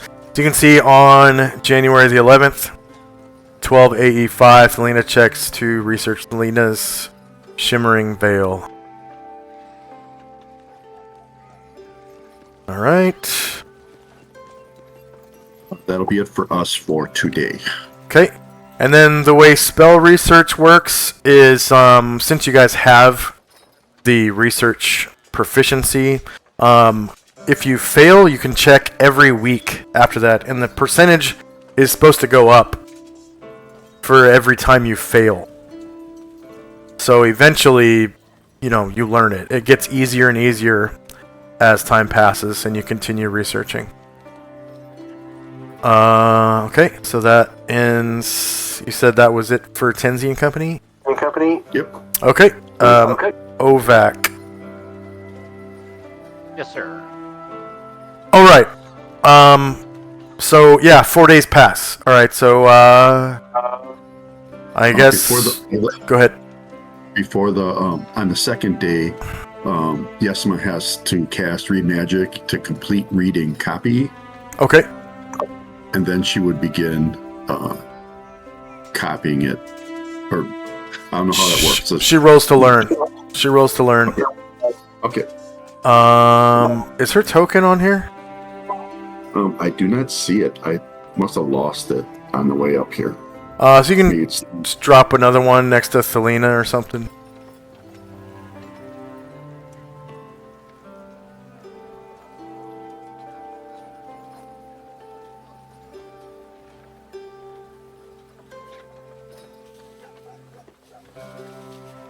So does she have to do comprehend wizard spell? Is that it? Or No, just no. Just roll to learn. Should be on there. Is it on there? No. Chance to learn spell. Okay.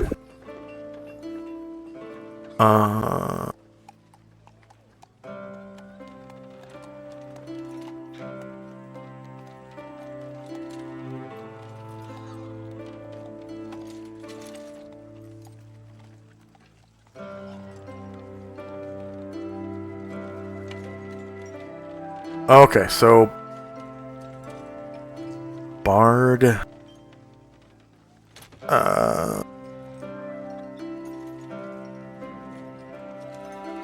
Spells and magic.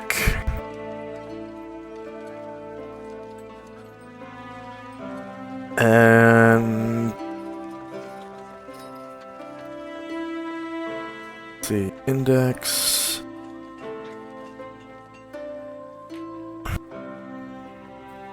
Bard.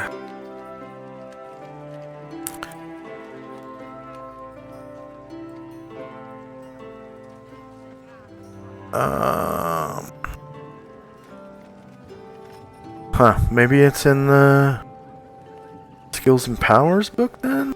It's index B for Bard. There we go.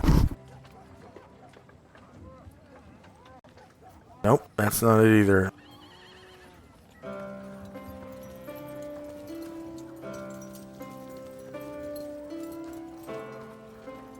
Comprehend wizard spell.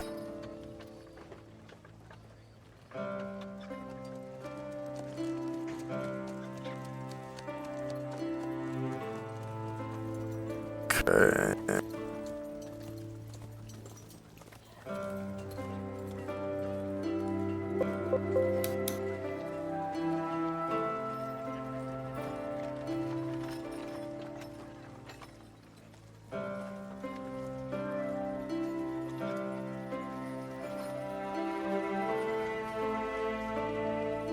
Fun. Bard. Abilities. Comprehend. Comprehend spell.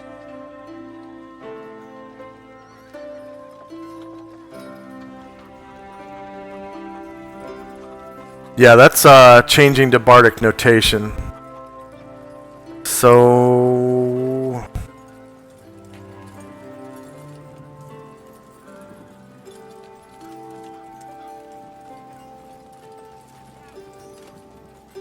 Yeah, I thought once they get to that point, then they use the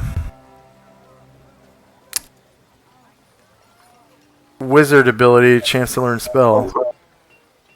So I'll give you wizard abilities.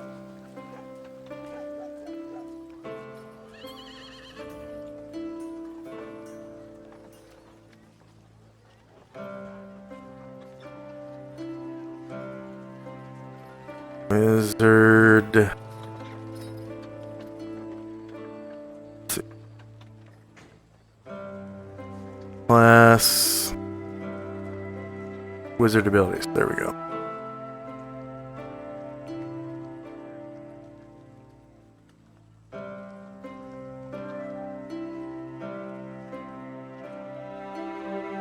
Okay, so if you deselect her token and reselect her token, she'll now have wizard abilities. You can click on that and then attempt to learn the spell. Read our copy, that is.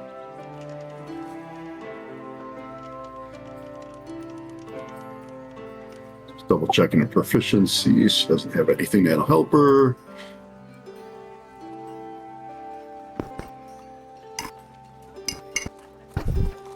One-page copy spell. Sweet. Okay, so that was the 13th, right?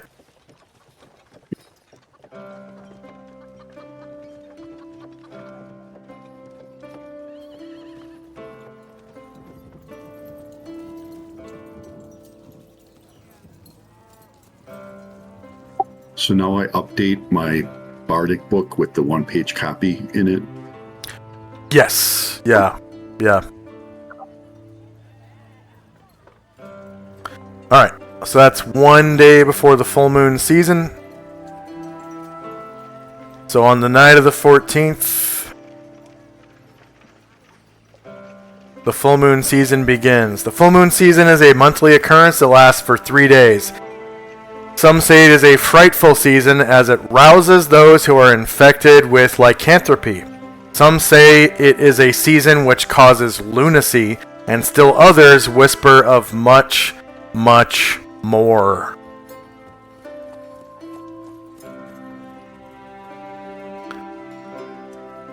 So that begins to occur on the night of the 14th. And then the 15th rolls around, and Tenzi can check to make the Oil of Impact, which is...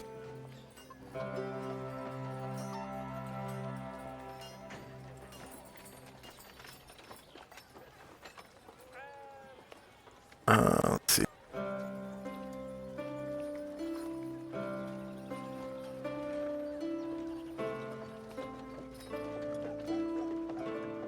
That's research and brew a potion. Okay.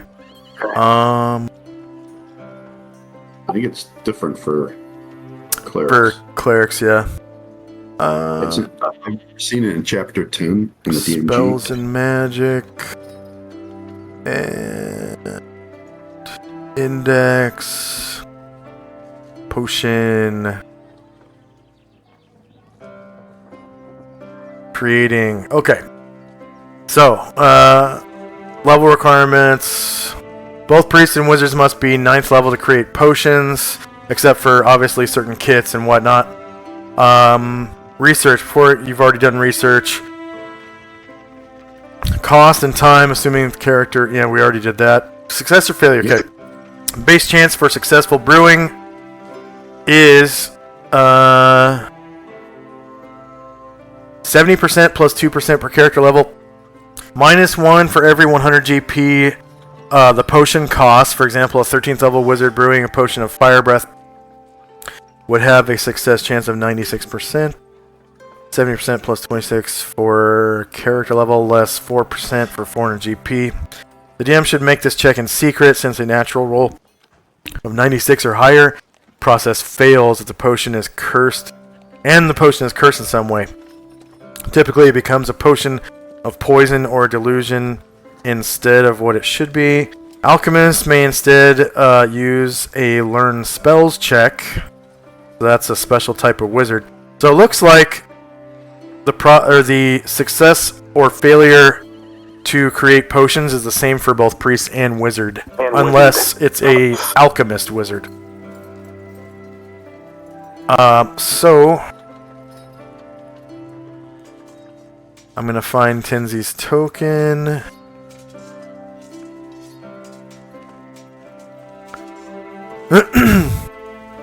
He's in Adria, Mingdao.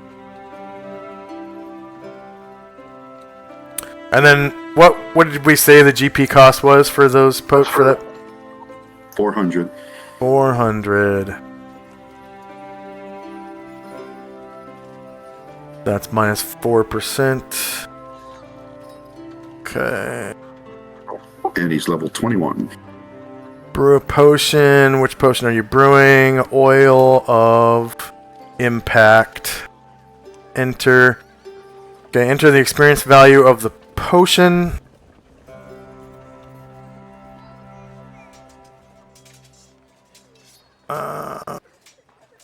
I'm guessing I wrote that for the Dungeon Master's Guide version. Let's see how this goes.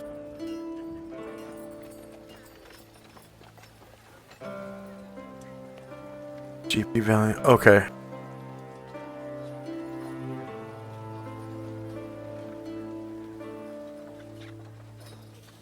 Oh.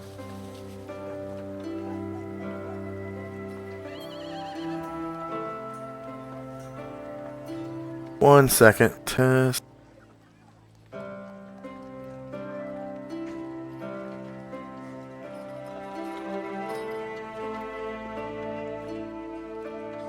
Okay. Yeah, you you brew 7 of them. Oh, wow. Yeah, and you gain 200 experience points. Wow. Okay.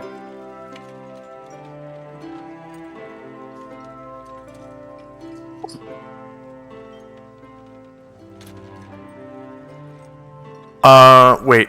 That can't be right. Shouldn't it be 400? Dungeon Master Guide. Magic item description. Potion.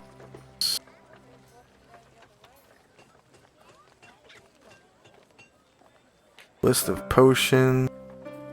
Oh.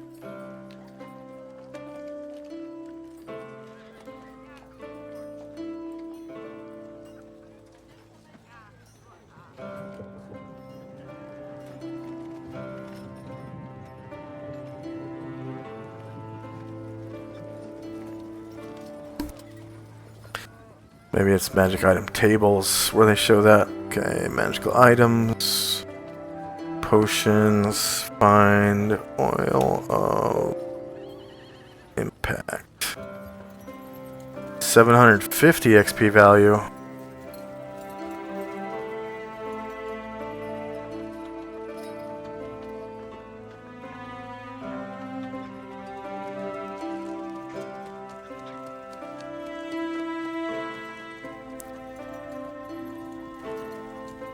There we go.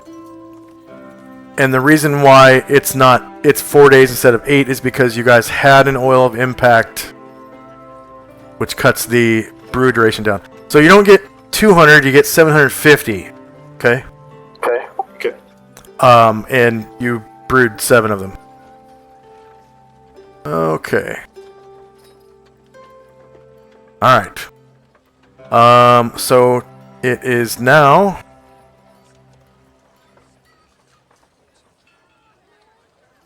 7:11 a.m. December the 15th. 7 December 15, 11 AE 5. Time goes down by 1. Add.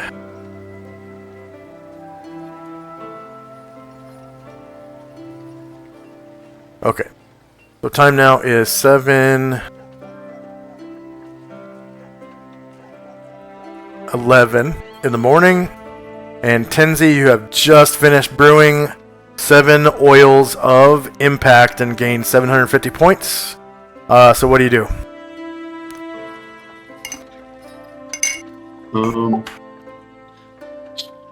He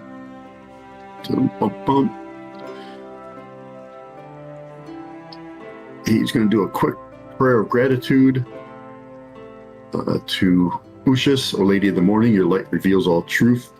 I thank you for the wisdom to create these potions. May I serve you with clarity in the future. And he'll gather that, go up. He'll gather the potions, and I think that'll be it for him for now. Yeah. Okay.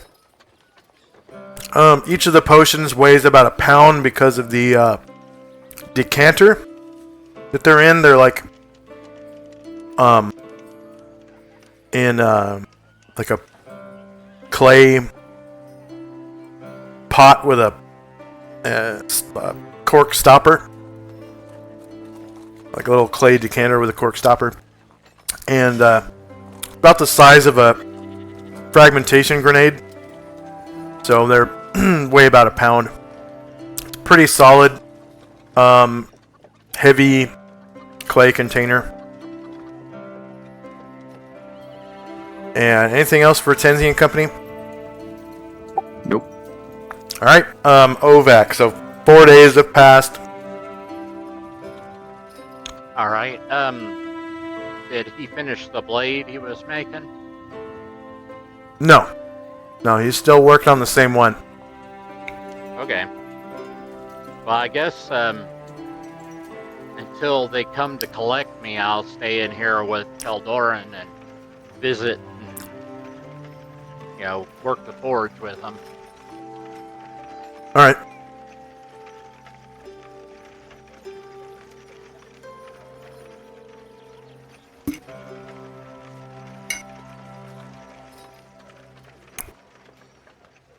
Lily.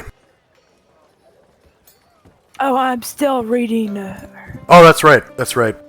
And then, is there anything that Mystique wants to do until Chandrak's research is done and Mystique and Lily's research?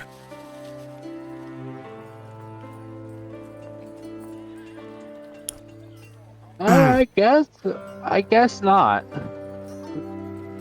Okay, so just chilling out Yeah. in the castle. And then Chandrak still doing spell research, yep. Oh yeah, probably about halfway done now. So I'm getting real excited, and it's like, wait, that might be it. Okay.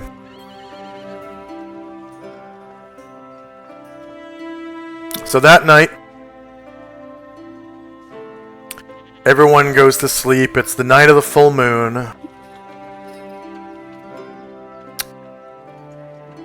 And I think I'm going to turn on animation for this.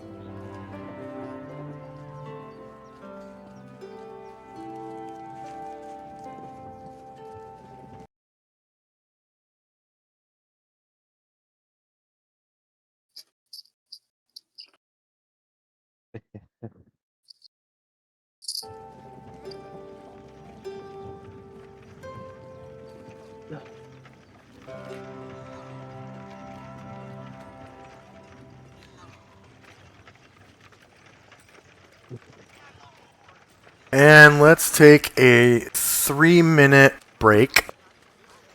We'll be right back in 3 minutes.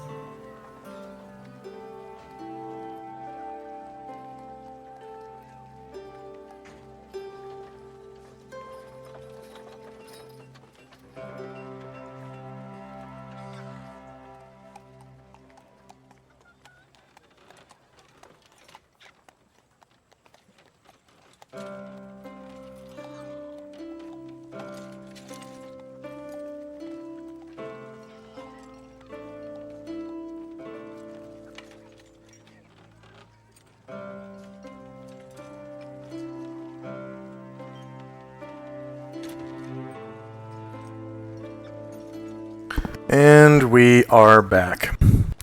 Alright, is there anything anyone else wants to do for the rest of the day? No. Okay. Oh, I forgot to check. Is Tenzi back? Yep. Is Chandrak back?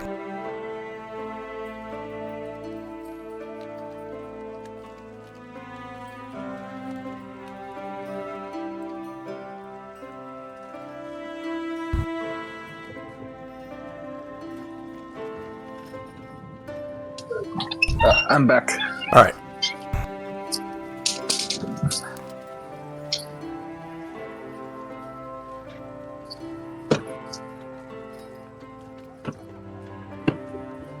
Okay. Is Ovac back? Yes, sir. Okay. Lily, are you there? She's in the kitchen grabbing a snack. Okay. What about Mystique? Yep. That is in affirmative. I am here. Okay. So I'll wait for Lily to come back.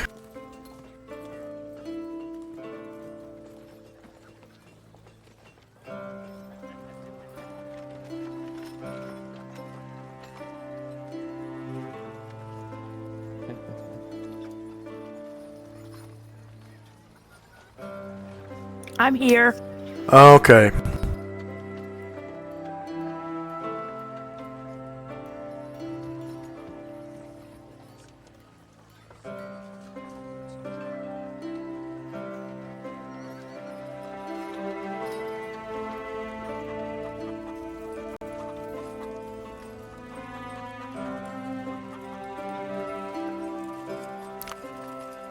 Oh boy.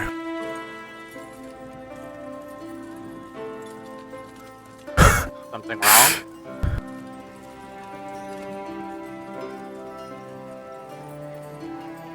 Oh boy. Something wrong?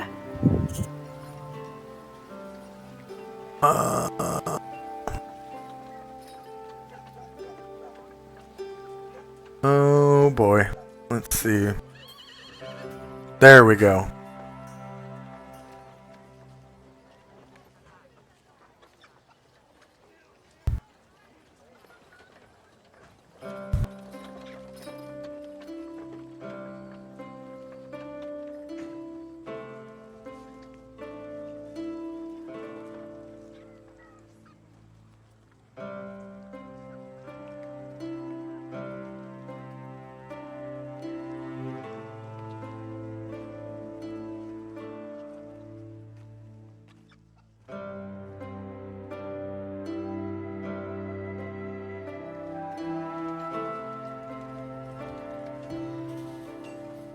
Okay.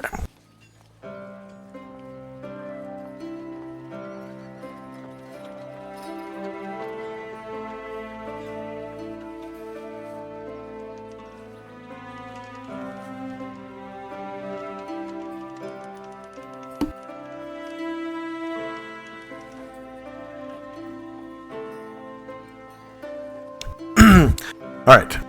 So is there anything anyone want to do for the rest of that day? No. Alright. So that night...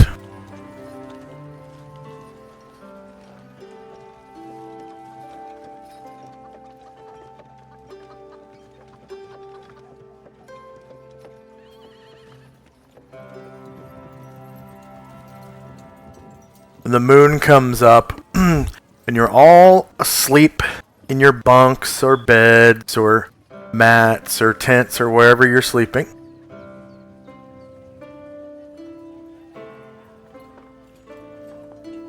You all have a dream. Very strange and terrifying dream.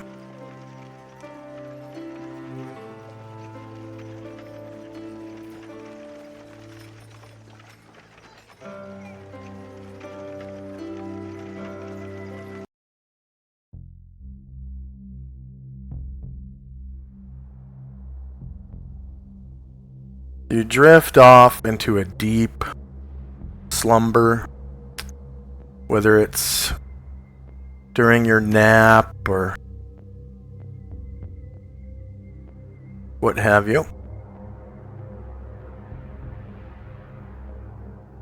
And it doesn't really strike you as strange at the time because, I mean, you all see each other. But none of you is aware that you're all having the same dream.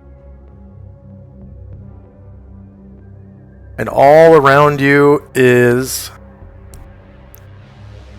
a deep, dark gulf of space.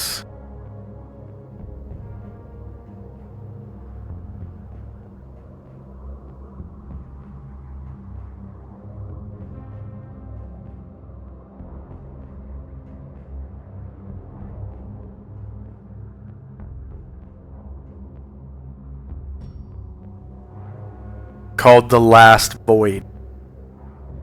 There exists a place outside the multiverse, beyond the reach of the phlogiston. It's a place where all matter is dark and tenebrous, where all light seems to fade. It's a place beyond the final gate. This place is known as the Last Void, and it surrounds you and encompasses you during this nightmare.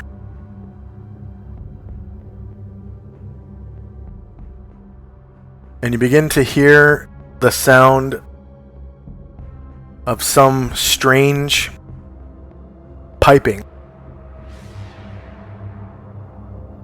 like a pan flute playing a lullaby.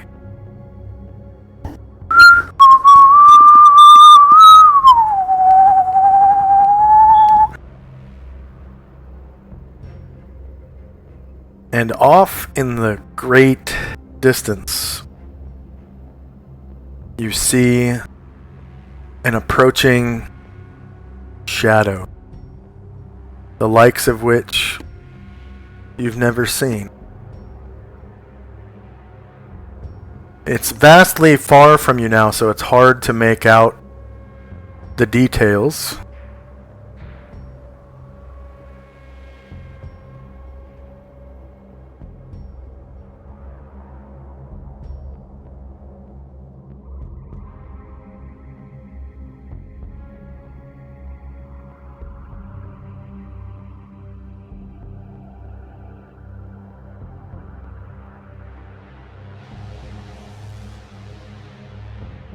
Way, way, way off in the distance, you can see an enormous creature.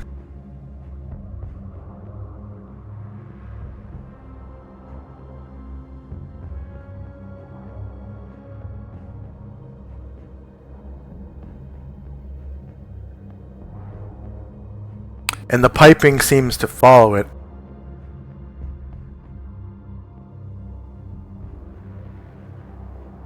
Here, straight down from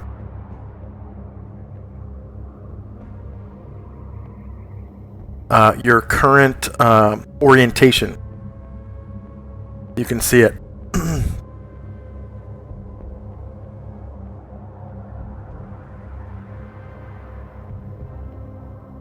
Are we floating or are we standing up? Floating, you're floating in space. And you kind of are able to look down, and you see this enormous creature approaching. Below us? Below you, yeah, coming into your direction. Each of you need to roll a wisdom check, and if you fail, your wisdom is temporarily reduced by 1.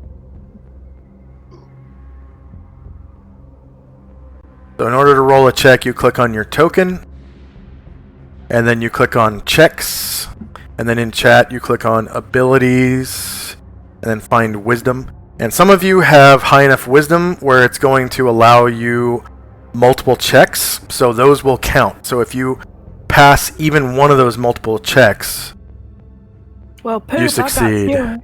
Okay.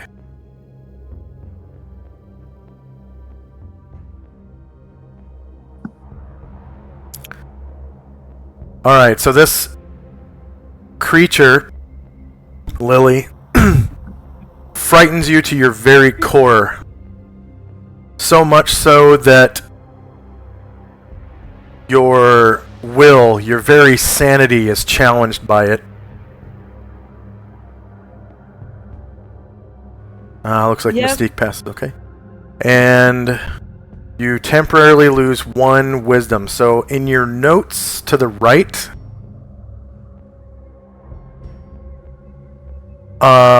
you'll actually change your wisdom score by -1, okay? And then, so it'll be reduced by 1. And then to the notes, after where it says -1 from race, you put another -1 and then parentheses quest. Okay. And then hit enter for me when you're done. Now, the mechanic for losing wisdom is once you reach 0 wisdom, your alignment is changed automatically to chaotic neutral, and you become a non-player character. Well, poop. And then go ahead and put in your notes -1 quest, and then hit enter for me, please. So everyone in the group visibly notices that Lily is frightened nearly to death by the approaching creature and the sound of this strange otherworldly piping. And you can see in the distance behind the creature, there are others following it in different shapes and sizes that are hard to make out because of the natural ambient light is very, very low and the distance is so vast.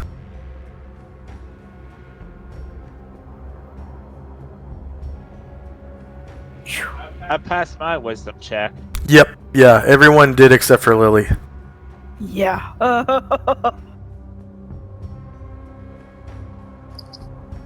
Okay. And then you guys wake up on the morning of the 16th.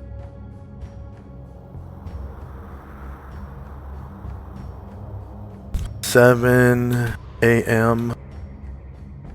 December 16th, 11, 8, 5, -1.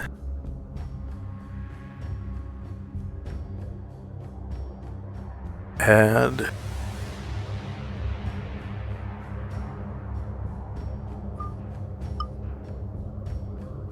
Okay.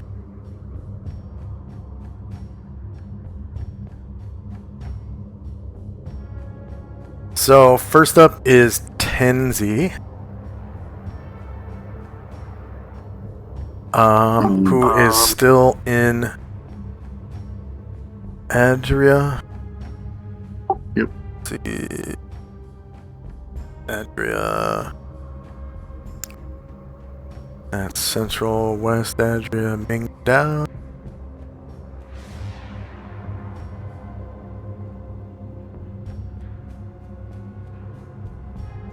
Okay. So Tenzi.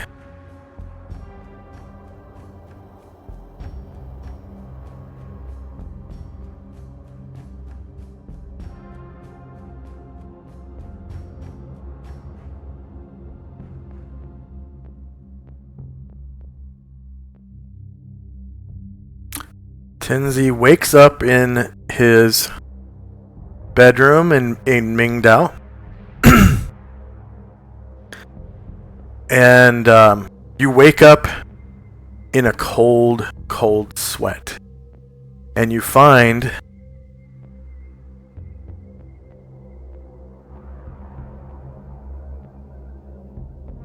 that your mind has been opened.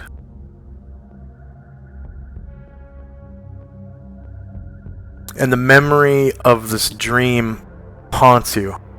Even though you passed your check, still the memory of the dream haunts you. What do you do?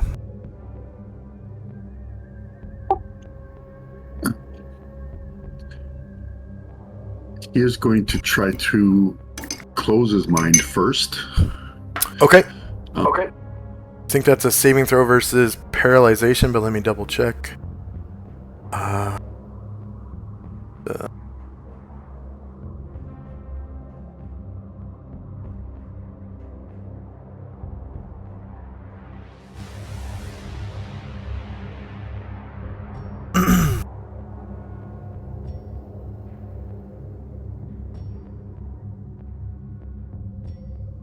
Sonosis.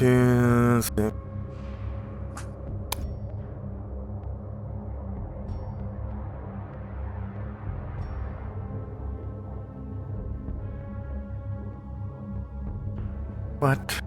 Come on.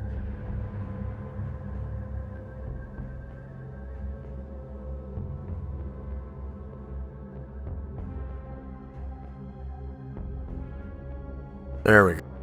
There it is. Non-sonic mind. If sonic power was used, it was not. That is a saving throw versus paralyzation. Yeah, at no penalty. No penalty. And you're given the choice now. If you wish to roll to see if you are a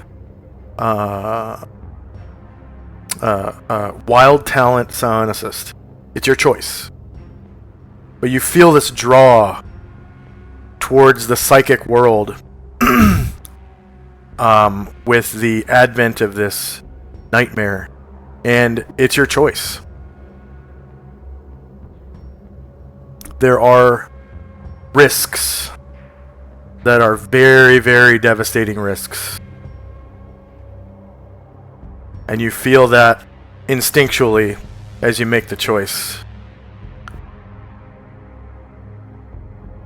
So the risks include there is a chance that 3 of your stats are reduced to 3 permanently.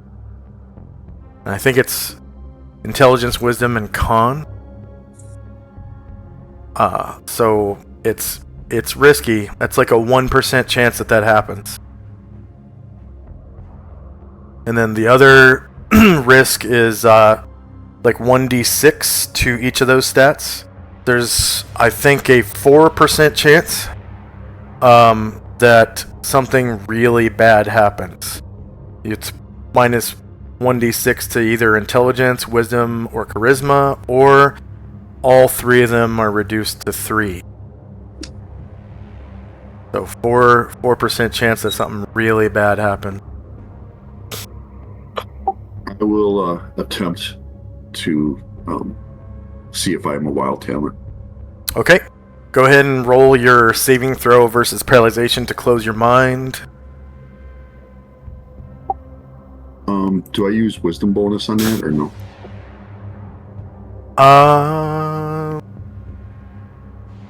I'll allow it, yeah. Yeah, go ahead. So that is your defense adjustment, your magic defense adjustment from wisdom.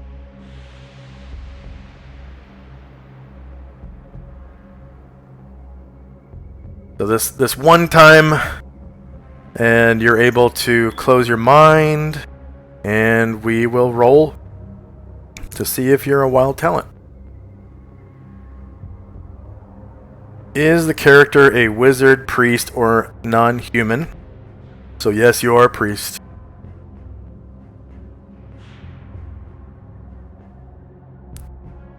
So 0 successes to be a wild talent, and the percentage roll was only 74, so nothing bad happened. But you're definitely not a wild talent. Your target number was, looks like 5, and I think that's because you are a priest. Yeah, just cut in half by being a priest. Yep. So, and you can see on there the percentage chances. If the result is more than the modified chance and less than 97, the character is not a wild talent. If the result is less than or equal to the modified chance, the character is a wild talent, and the player rolls percentile dice and consults the wild talents table, yada yada yada. If the result is 97, the character must save versus death, or his wisdom is permanently reduced by 3 points, which is, as you can see, if you hover over, it's 1d6. So you do get a saving throw versus death. And I will, for that one, I'll at this point, for everyone who attempts this, I will allow the magic defense adjustment from wisdom as a bonus to that save versus death. So it's wisdom, intelligence, and constitution have 1% chance each. And then if the result is 100, that is 00 on the percentile die. Save versus death at -5, or their wisdom, intelligence, and con are all permanently reduced to 3. So there's a 1% chance of that happening. That's if you roll 00 on the percentile dice. Okay, so that will end Tenzi's turn. Now we go back to Ovak, who is chilling out in The temple. the temple in his room.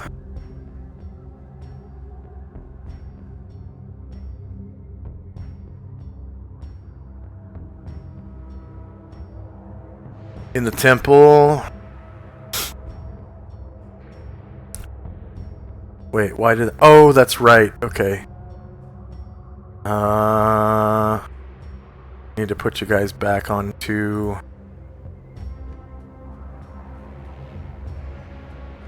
Where are we at? Yeah.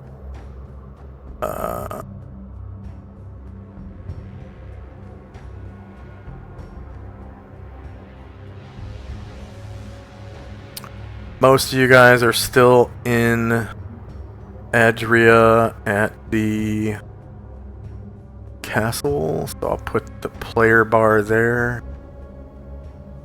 Yeah, okay. But I want that track playing.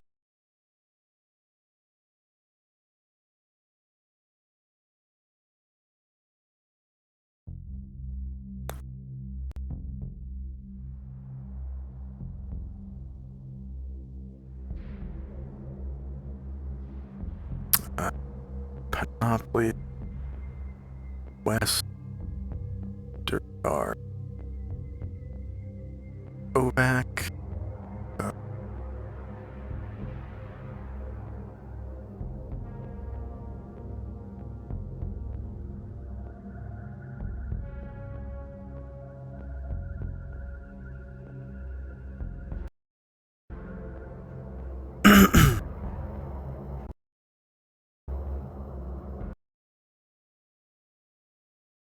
Okay.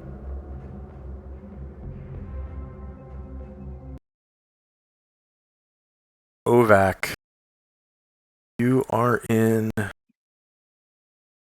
the guest chambers.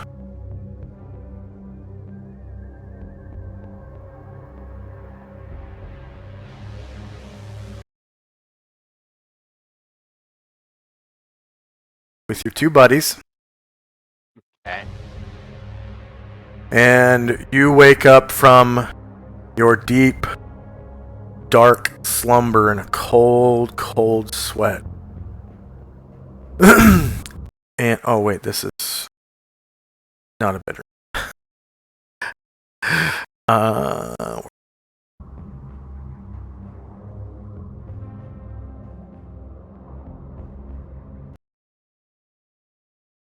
Wow. that must be it then.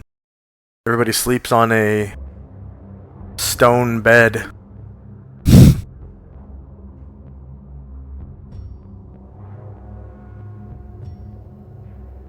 Looks like a crypt.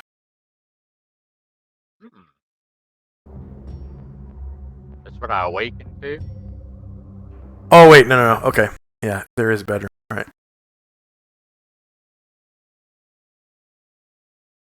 Down.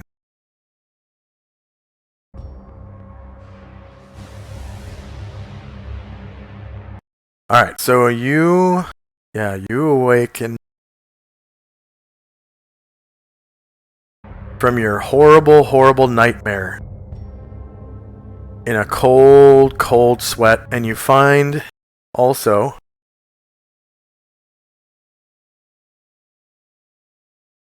that your mind is open to the psychic world.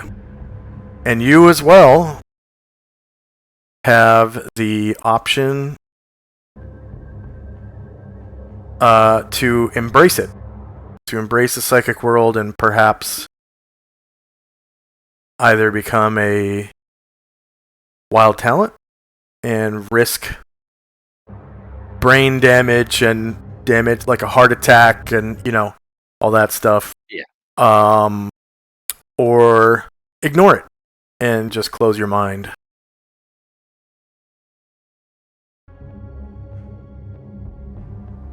I'll open my mind. Your mind is already open. Oh, I meant I will close it and make the check. All right. I have to roll a wisdom. No, you get to roll a save versus paralyzation plus your magic defense adjustment from wisdom Oh, okay, that'd be to fun. close your mind. And I'll roll the check to see if you become a wild talent. Okay.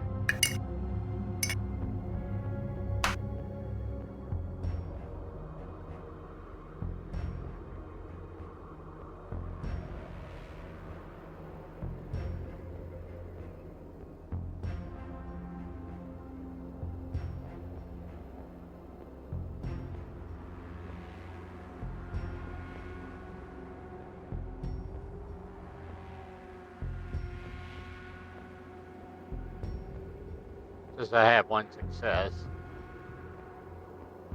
Okay, that means you successfully close your mind. Okay. All right, and you can remove that open mind token marker. Oh, okay.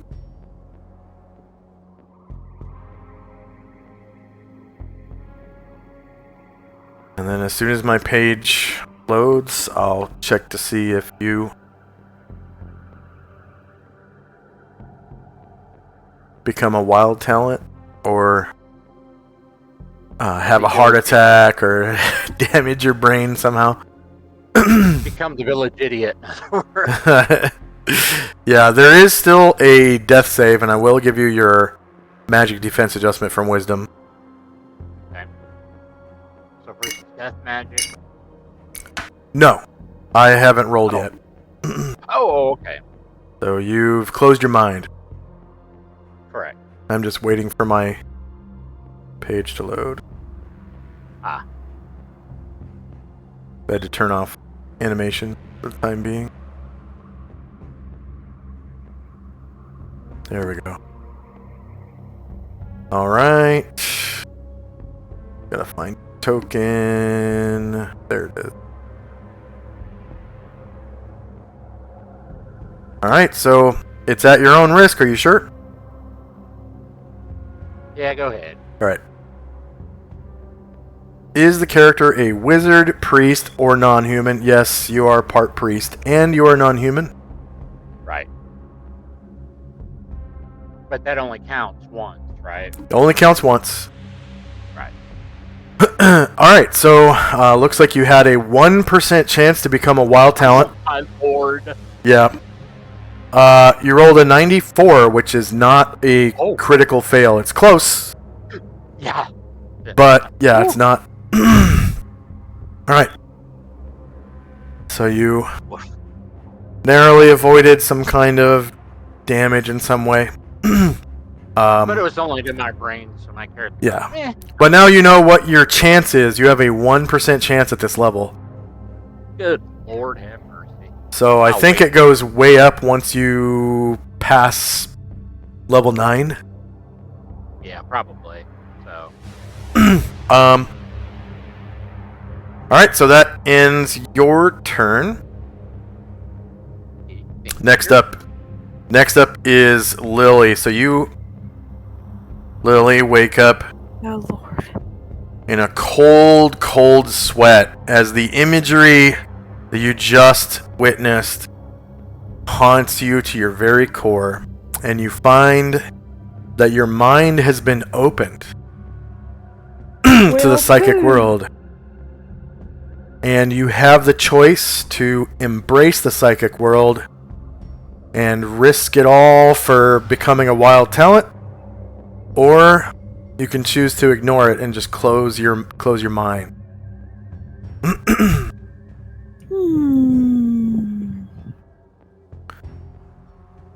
So you guys were on the second floor, right? Right. Okay. So there are several bedrooms up here.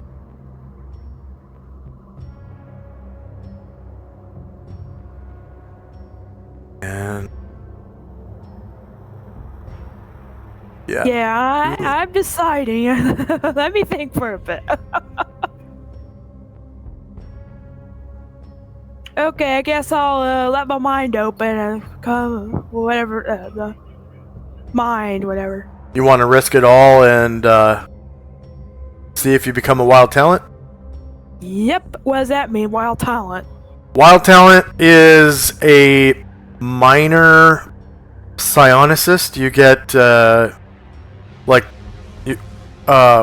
depending on your level, you might have like a few, I think, psionic attacks. But you get like one. I think you get like one science and one devotion that's random from psionic powers, and then you get a few psionic strength points depending on what level you are. You might get more. So at level 1, I think it's like a D6 plus some kind of modifier from like your constitution, intelligence, and wisdom. How many you get. And then at higher levels, it adds more D6s. So, and then depending on how many PSPs you have, you can use your powers more and more per day. Ooh, And psionic strength points come back at a rate of 1/8 of your PSPs per hour that you either rest or meditate. You can like meditate to get them back, or you can just sleep or rest or whatever, and you get them back at a rate of 1/8 per hour. So it takes 8 hours to get all of them back. If you're missing all of them, like if you're at 0 PSP, it would take a full 8 hours. Okay. Okay. So you said yes, you want to risk it all. Yeah, because I don't want to, risk. I don't want to close my mind. Just want to open it. Don't want to risk having brain damage or die. Okay, is the character a wizard, priest, or non-human? Yes, you are a non-human because you're Hengyokai. Yep. Okay, so it looks like your target number was also 1%, and you rolled 45, so that's a fail. But you don't get any brain damage or a heart attack or anything. So Yay. now, do you want to close your mind? Because when your mind is open like this, you're susceptible to psionic attacks. And you can... Say again. Go ahead. Okay. So that is a save versus paralyzation with your magic defense adjustment from wisdom as a bonus to your saving throw. Close it. So go ahead and roll the saving throw versus paralyzation with the bonus if you have. I don't think you have any anymore because your wisdom was reduced. Uh-oh. Where's my token at? Oh, sorry. Yeah, your token's right here. So you just click on your token, click on saves, and then in chat you find paralyzation, and then just hit enter, enter, enter, enter, enter until it goes through. Click on paralyzation. Yep. And then hit enter, enter, enter. Spam enter. Okay, you were unable to close your mind, but you can try again next round. And then next up is Mystique. So Mystique, you also wake up from this terrifying dream in a cold, cold sweat. You've never felt that before. You've never really felt what it's like to sweat. Until right now. It makes your skin all clammy and cold, and it's not a nice feeling. And you get this like creepy crawly sense as you wake up from the memories of the dream, and you find that your mind is also open. And if you wish, now that your third eye is open, you have the choice. You can risk it all and try to embrace the psychic world, or you can ignore it and try to close your mind. What do you want to do? Close my mind. Okay, you want to ignore it and close your mind, so go ahead and roll a saving throw versus paralyzation with a magic defense adjustment bonus, which I'm not sure that you have one. I don't really think that you do. No, you don't. You're not susceptible to it, because you could have a wisdom so low that you are susceptible to this. So go ahead and roll your save versus paralyzation. You click on your token, which is right down here. You click on saves at the top of the screen, and then in chat, find paralyzation, click on that, and then just spam enter until the save goes through, and we'll see if you're able to close your mind.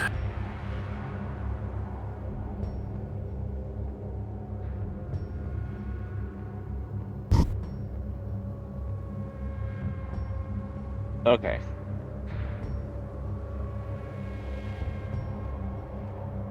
Alright, you are able to close your mind, and the creepy crawly feeling goes away. Alright, next up is Chandrak. You also wake up in the state of a cold sweat as the images in your dream haunt your mind, and you see Chai is asleep next to you. I don't see her token. Is she here with you?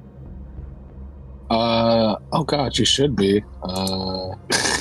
She should be. Okay. So when you wake up, you get this creepy crawly feeling as the imagery of your dream still haunts you as you awake from your nightmare, and your mind is open. And you now have the choice to embrace the psychic world and see if you are a wild talent and risk it all. Or you can choose to ignore it and try to close your mind. What do you do? Yeah, you know, after that kind of crazy weird dream, Chandra kind of, remembers, kind of lingers mostly on the Lily's horrified face, and I don't know, Chandrak's like, I don't know, he kind He decides to shake it off and tries to close his mind. Okay, go ahead and roll saving throw versus paralyzation with your magic defense adjustment as a bonus to the roll.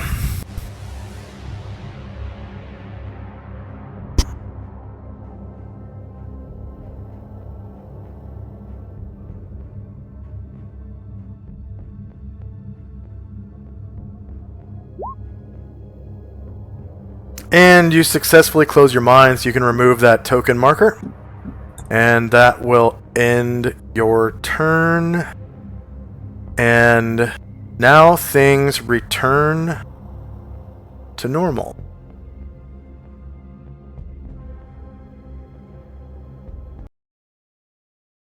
And the sense of fear goes away.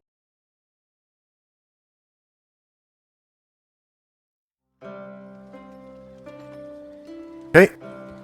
Tenzi. Tenzi takes a moment to ground himself, centering his thoughts and focusing on his intent. He arranges his holy symbol and a gem, which I forgot which one I'm taking, but in front of him, he recites a prayer to Ushis, invoking her wisdom and guidance. Ushis, O Lightbringer, in my dreams last night, I found myself in a place without your purifying light. He puts his hand on his holy symbol. A vast creature of darkness was also there. When I awoke, I felt a connection to the psychic world, but I closed that connection after attempting to grab hold of psychic power, but could not. I seek your divine insight. He closes his eyes briefly, picturing the dream again, and he's going to cast divination. All right. Go ahead and roll the template.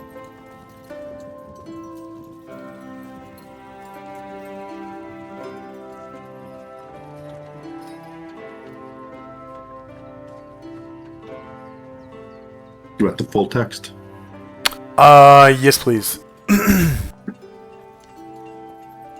Okay. So that takes 10 rounds. Yeah. Do you want me to do the question now or wait until the 10 rounds are? Yeah, we'll wait. So, Tenzi casts divination. That's gonna be +1. Add, and you're currently at -10 round.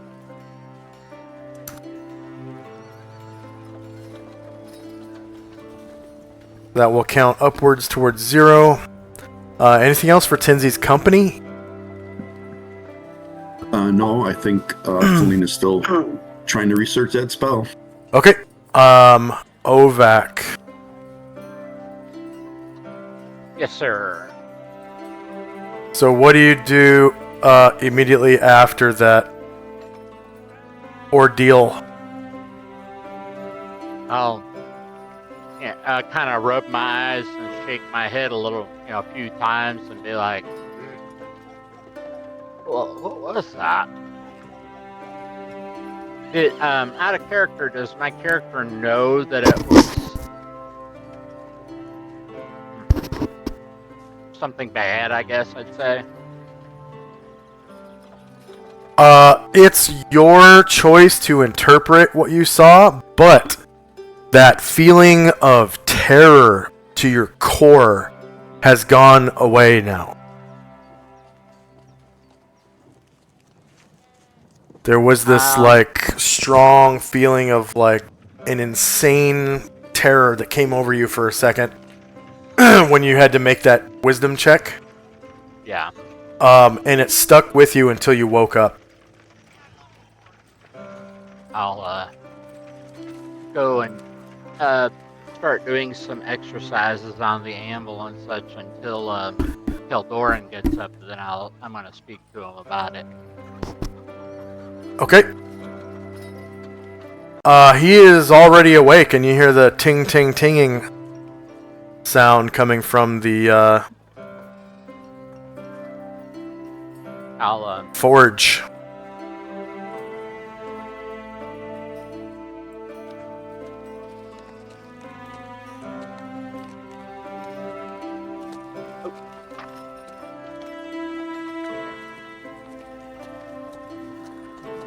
Alright, so you reach the door, you see it's not locked. Open it up. Like a anteroom hallway. Make your way back out to the forge. And you can see Keldorn still working on that sword. He must have woken up before you. I'll go to him.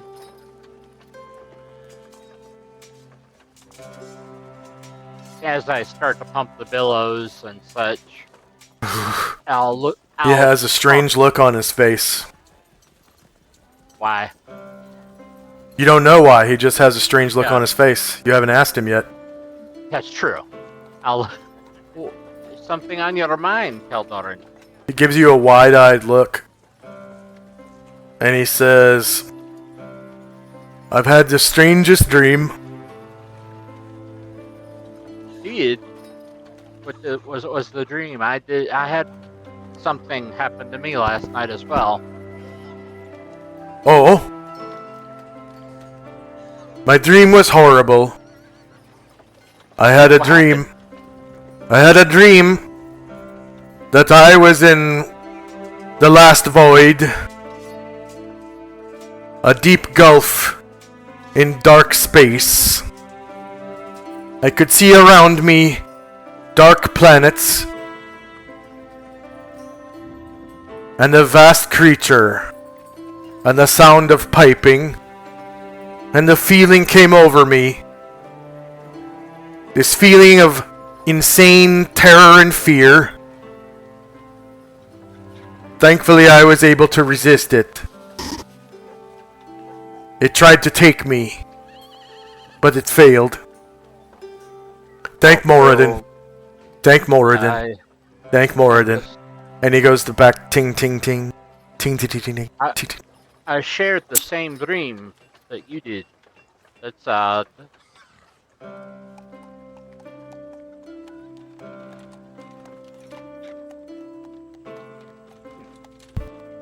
I never knew about the last void until now.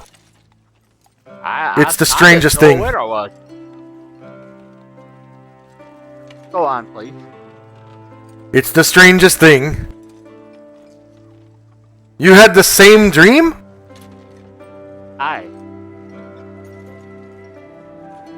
What was yours like? It was. I was also felt like I was floating in nothingness. And out of character, could I see the rest of the party members? In your dream, you saw the rest of the party members. Yeah. Okay, I'll. Yeah. You didn't see Keldorn, but you saw the rest of the party members. But I was not alone. I had people who I travel with. They were there. And then that great beast. That's so strange. I had my wife and my family with me.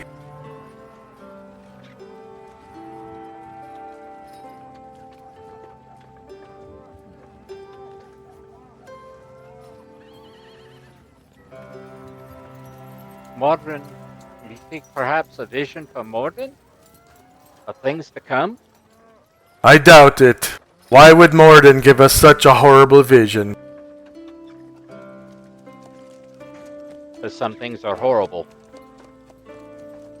True. You could ask Morden yourself. You could cast the commune spell. When we take a break, I'll go cast it. Wait, commune, what level is that? I think that one's level 4 or 5. Oh, I only have one 4th level spell right now.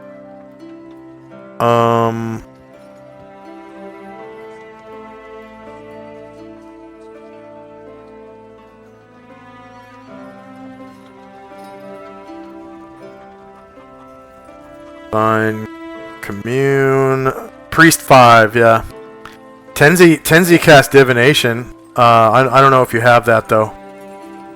I'm pretty sure Commune is universal. Yeah. Divination is Divination Sphere. Yeah, well, Divination is a 4th level spell for me. Yeah, but it's a divination sphere. Do you have access to that sphere? Oh. No. I You didn't have know. minor access to divination, so no, you can't Oh. cast that spell. Oh, you mean... Okay, never mind. I understand what you're asking now. Yeah, I only have minor with divination. Yep. So I can't cast it. Nope. But commune, I'm pretty sure, is universal. So you could cast that at a later level. Yeah, I'm 7th priest right now. So index, fine, commune, 5th level priest spell. Nope, that one's also divination. That sucks. Well, poop. Can I do it if I buy a scroll of it? Yeah. You've never seen scrolls for sale though, ever. So I'd have to pay probably somebody to write it for me, right? Yep. Well, poo. And Keldorn can't do that because he's the same priesthood as you. Correct. Yeah, I know. I guess I'll wait till I meet up with my friends again. Yep. Alright. So next up is Lily. What do you do immediately after that ordeal? I'm like, what the hell just happened? I guess I'll try to do it again. So Mystique hears you. Do you say that out loud? No, I see it in my mind. Okay. I guess I'll go ahead and try paralyzation throw again. Okay. To try to close your mind? Yeah. Yep. Go ahead and roll that. And Mystique, you can kind of see Lily is really concentrating hard on something.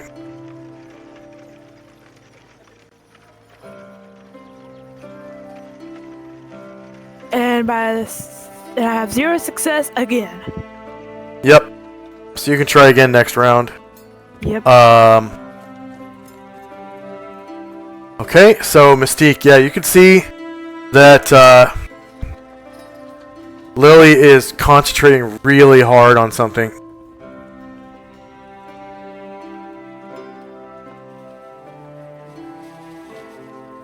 Robert, are you speaking into the mic? Yeah.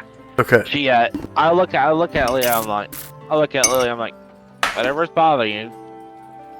Yeah, I look at her. I'm like,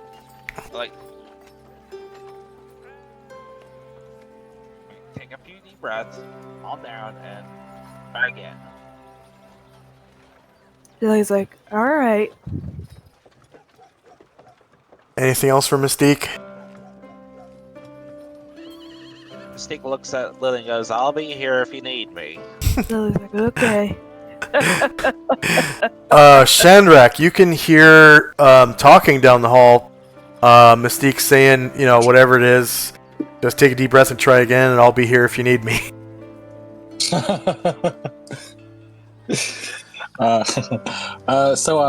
tried to drop her token for some. I tried to drop Yaya's token for some reason. It didn't let me. So it should be right here in the bed. Can you not see it? Oh, yeah, that's weird. I can't see that actually. Okay. Okay, but that's fine though if she's there. Yeah. So Chandra, kind of after waking up and feeling that weird sense of dread and power, Chandra will look back over to her, be like, take her hand. Can you see this one? And no. Weird. Okay.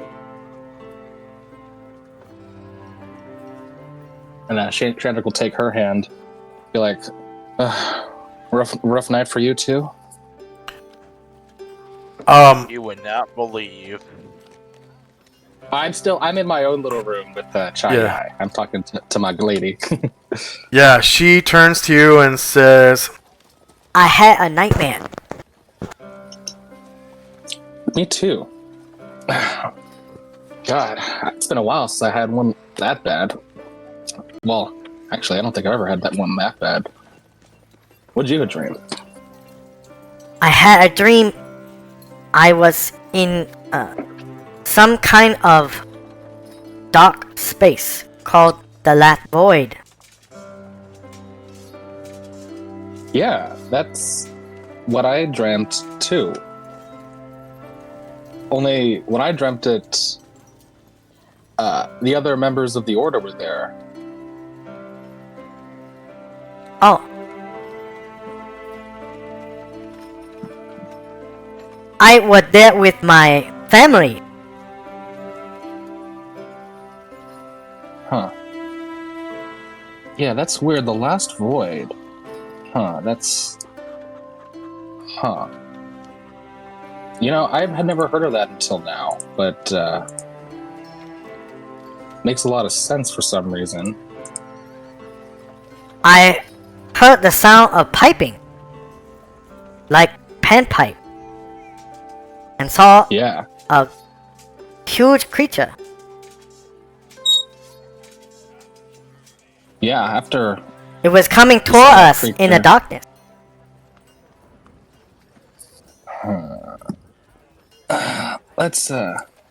Let's see, what everyone else is up to, Chai. This is a little strange. So you had the same dream? I did. It was, me and, the other members of the Order. But yeah, I heard that piping and that, whatever that weird figure was, and the dark, even more figures coming behind it.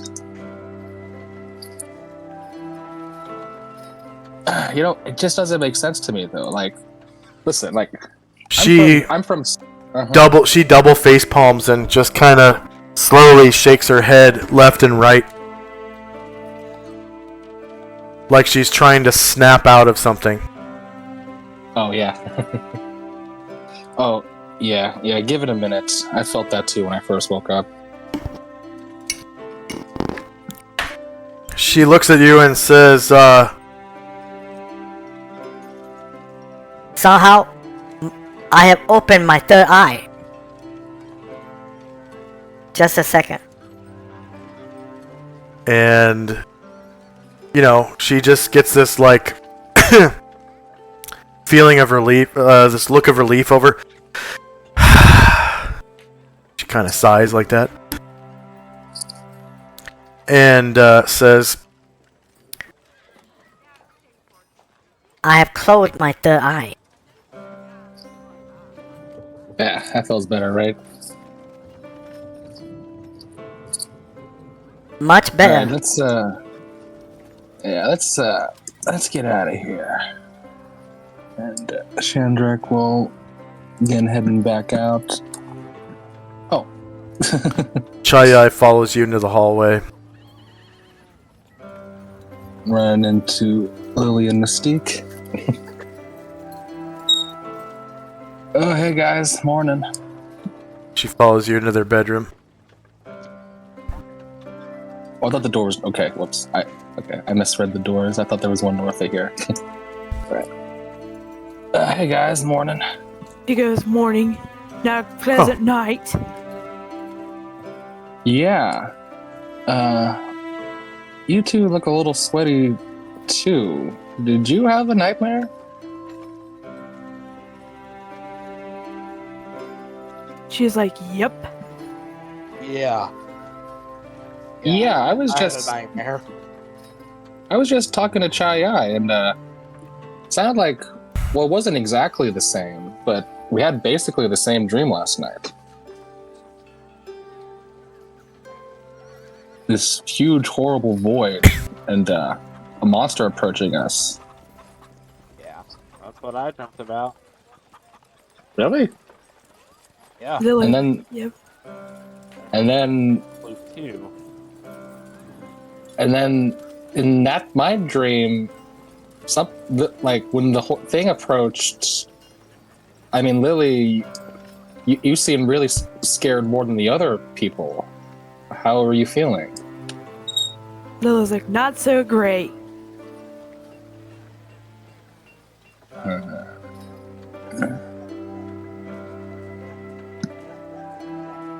He looks at you and goes, "I've never sweated before." New experiences all the time. Yeah, That's not a pleasant feeling. I hope to never experience it again.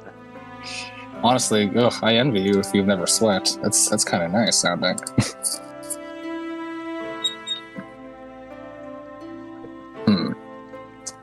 Well, Water did have its perks. I am still in the midst of very important research. But I think I might send a few messages in light of strange circumstances.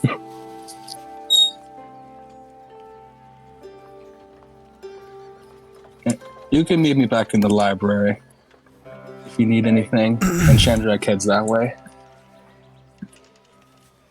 Okay. And that's the end of the round. And just then, you guys in the castle, you hear screams coming out from outside, like in the street. You hear this, like, just blood-curdling scream. Okay. So Tenzi is casting divination. We're going to -9 rounds now. And time now is 7:02. -2. And next up is Tenzi. Tenzi's casting a spell. If you can flip me over to the other map, I'll have my people investigate the screaming. Other than Solynod, she's still studying. Okay.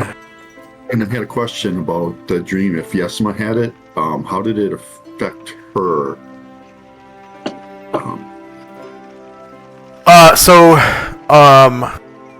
Non-player characters, don't worry about it. Okay. I'll take care of it. And then just the PCs are what we're worried about now. So I mean, because that gives you guys incentive to react, obviously. And then the way it affects the world, though, is you'll see. Right. Obviously, that's because Yesma is a wild talent already. So. Yeah. Yeah. Okay. So back to Shidehai Castle for Tenzi's company. Alright. So yeah, you wake up.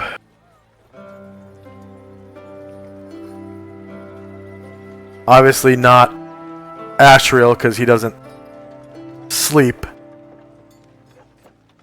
But you guys are in this bedroom right here. Ashriel would be like at the door or something. And yeah, you hear, whoops. You hear this blood-curdling scream coming from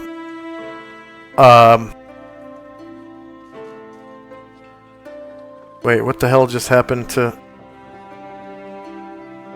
There we go. Coming from outside, like out front of the castle, in the street.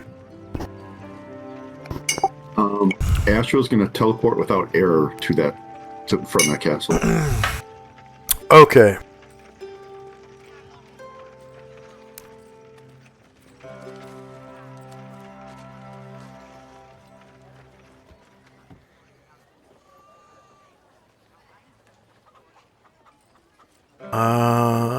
So...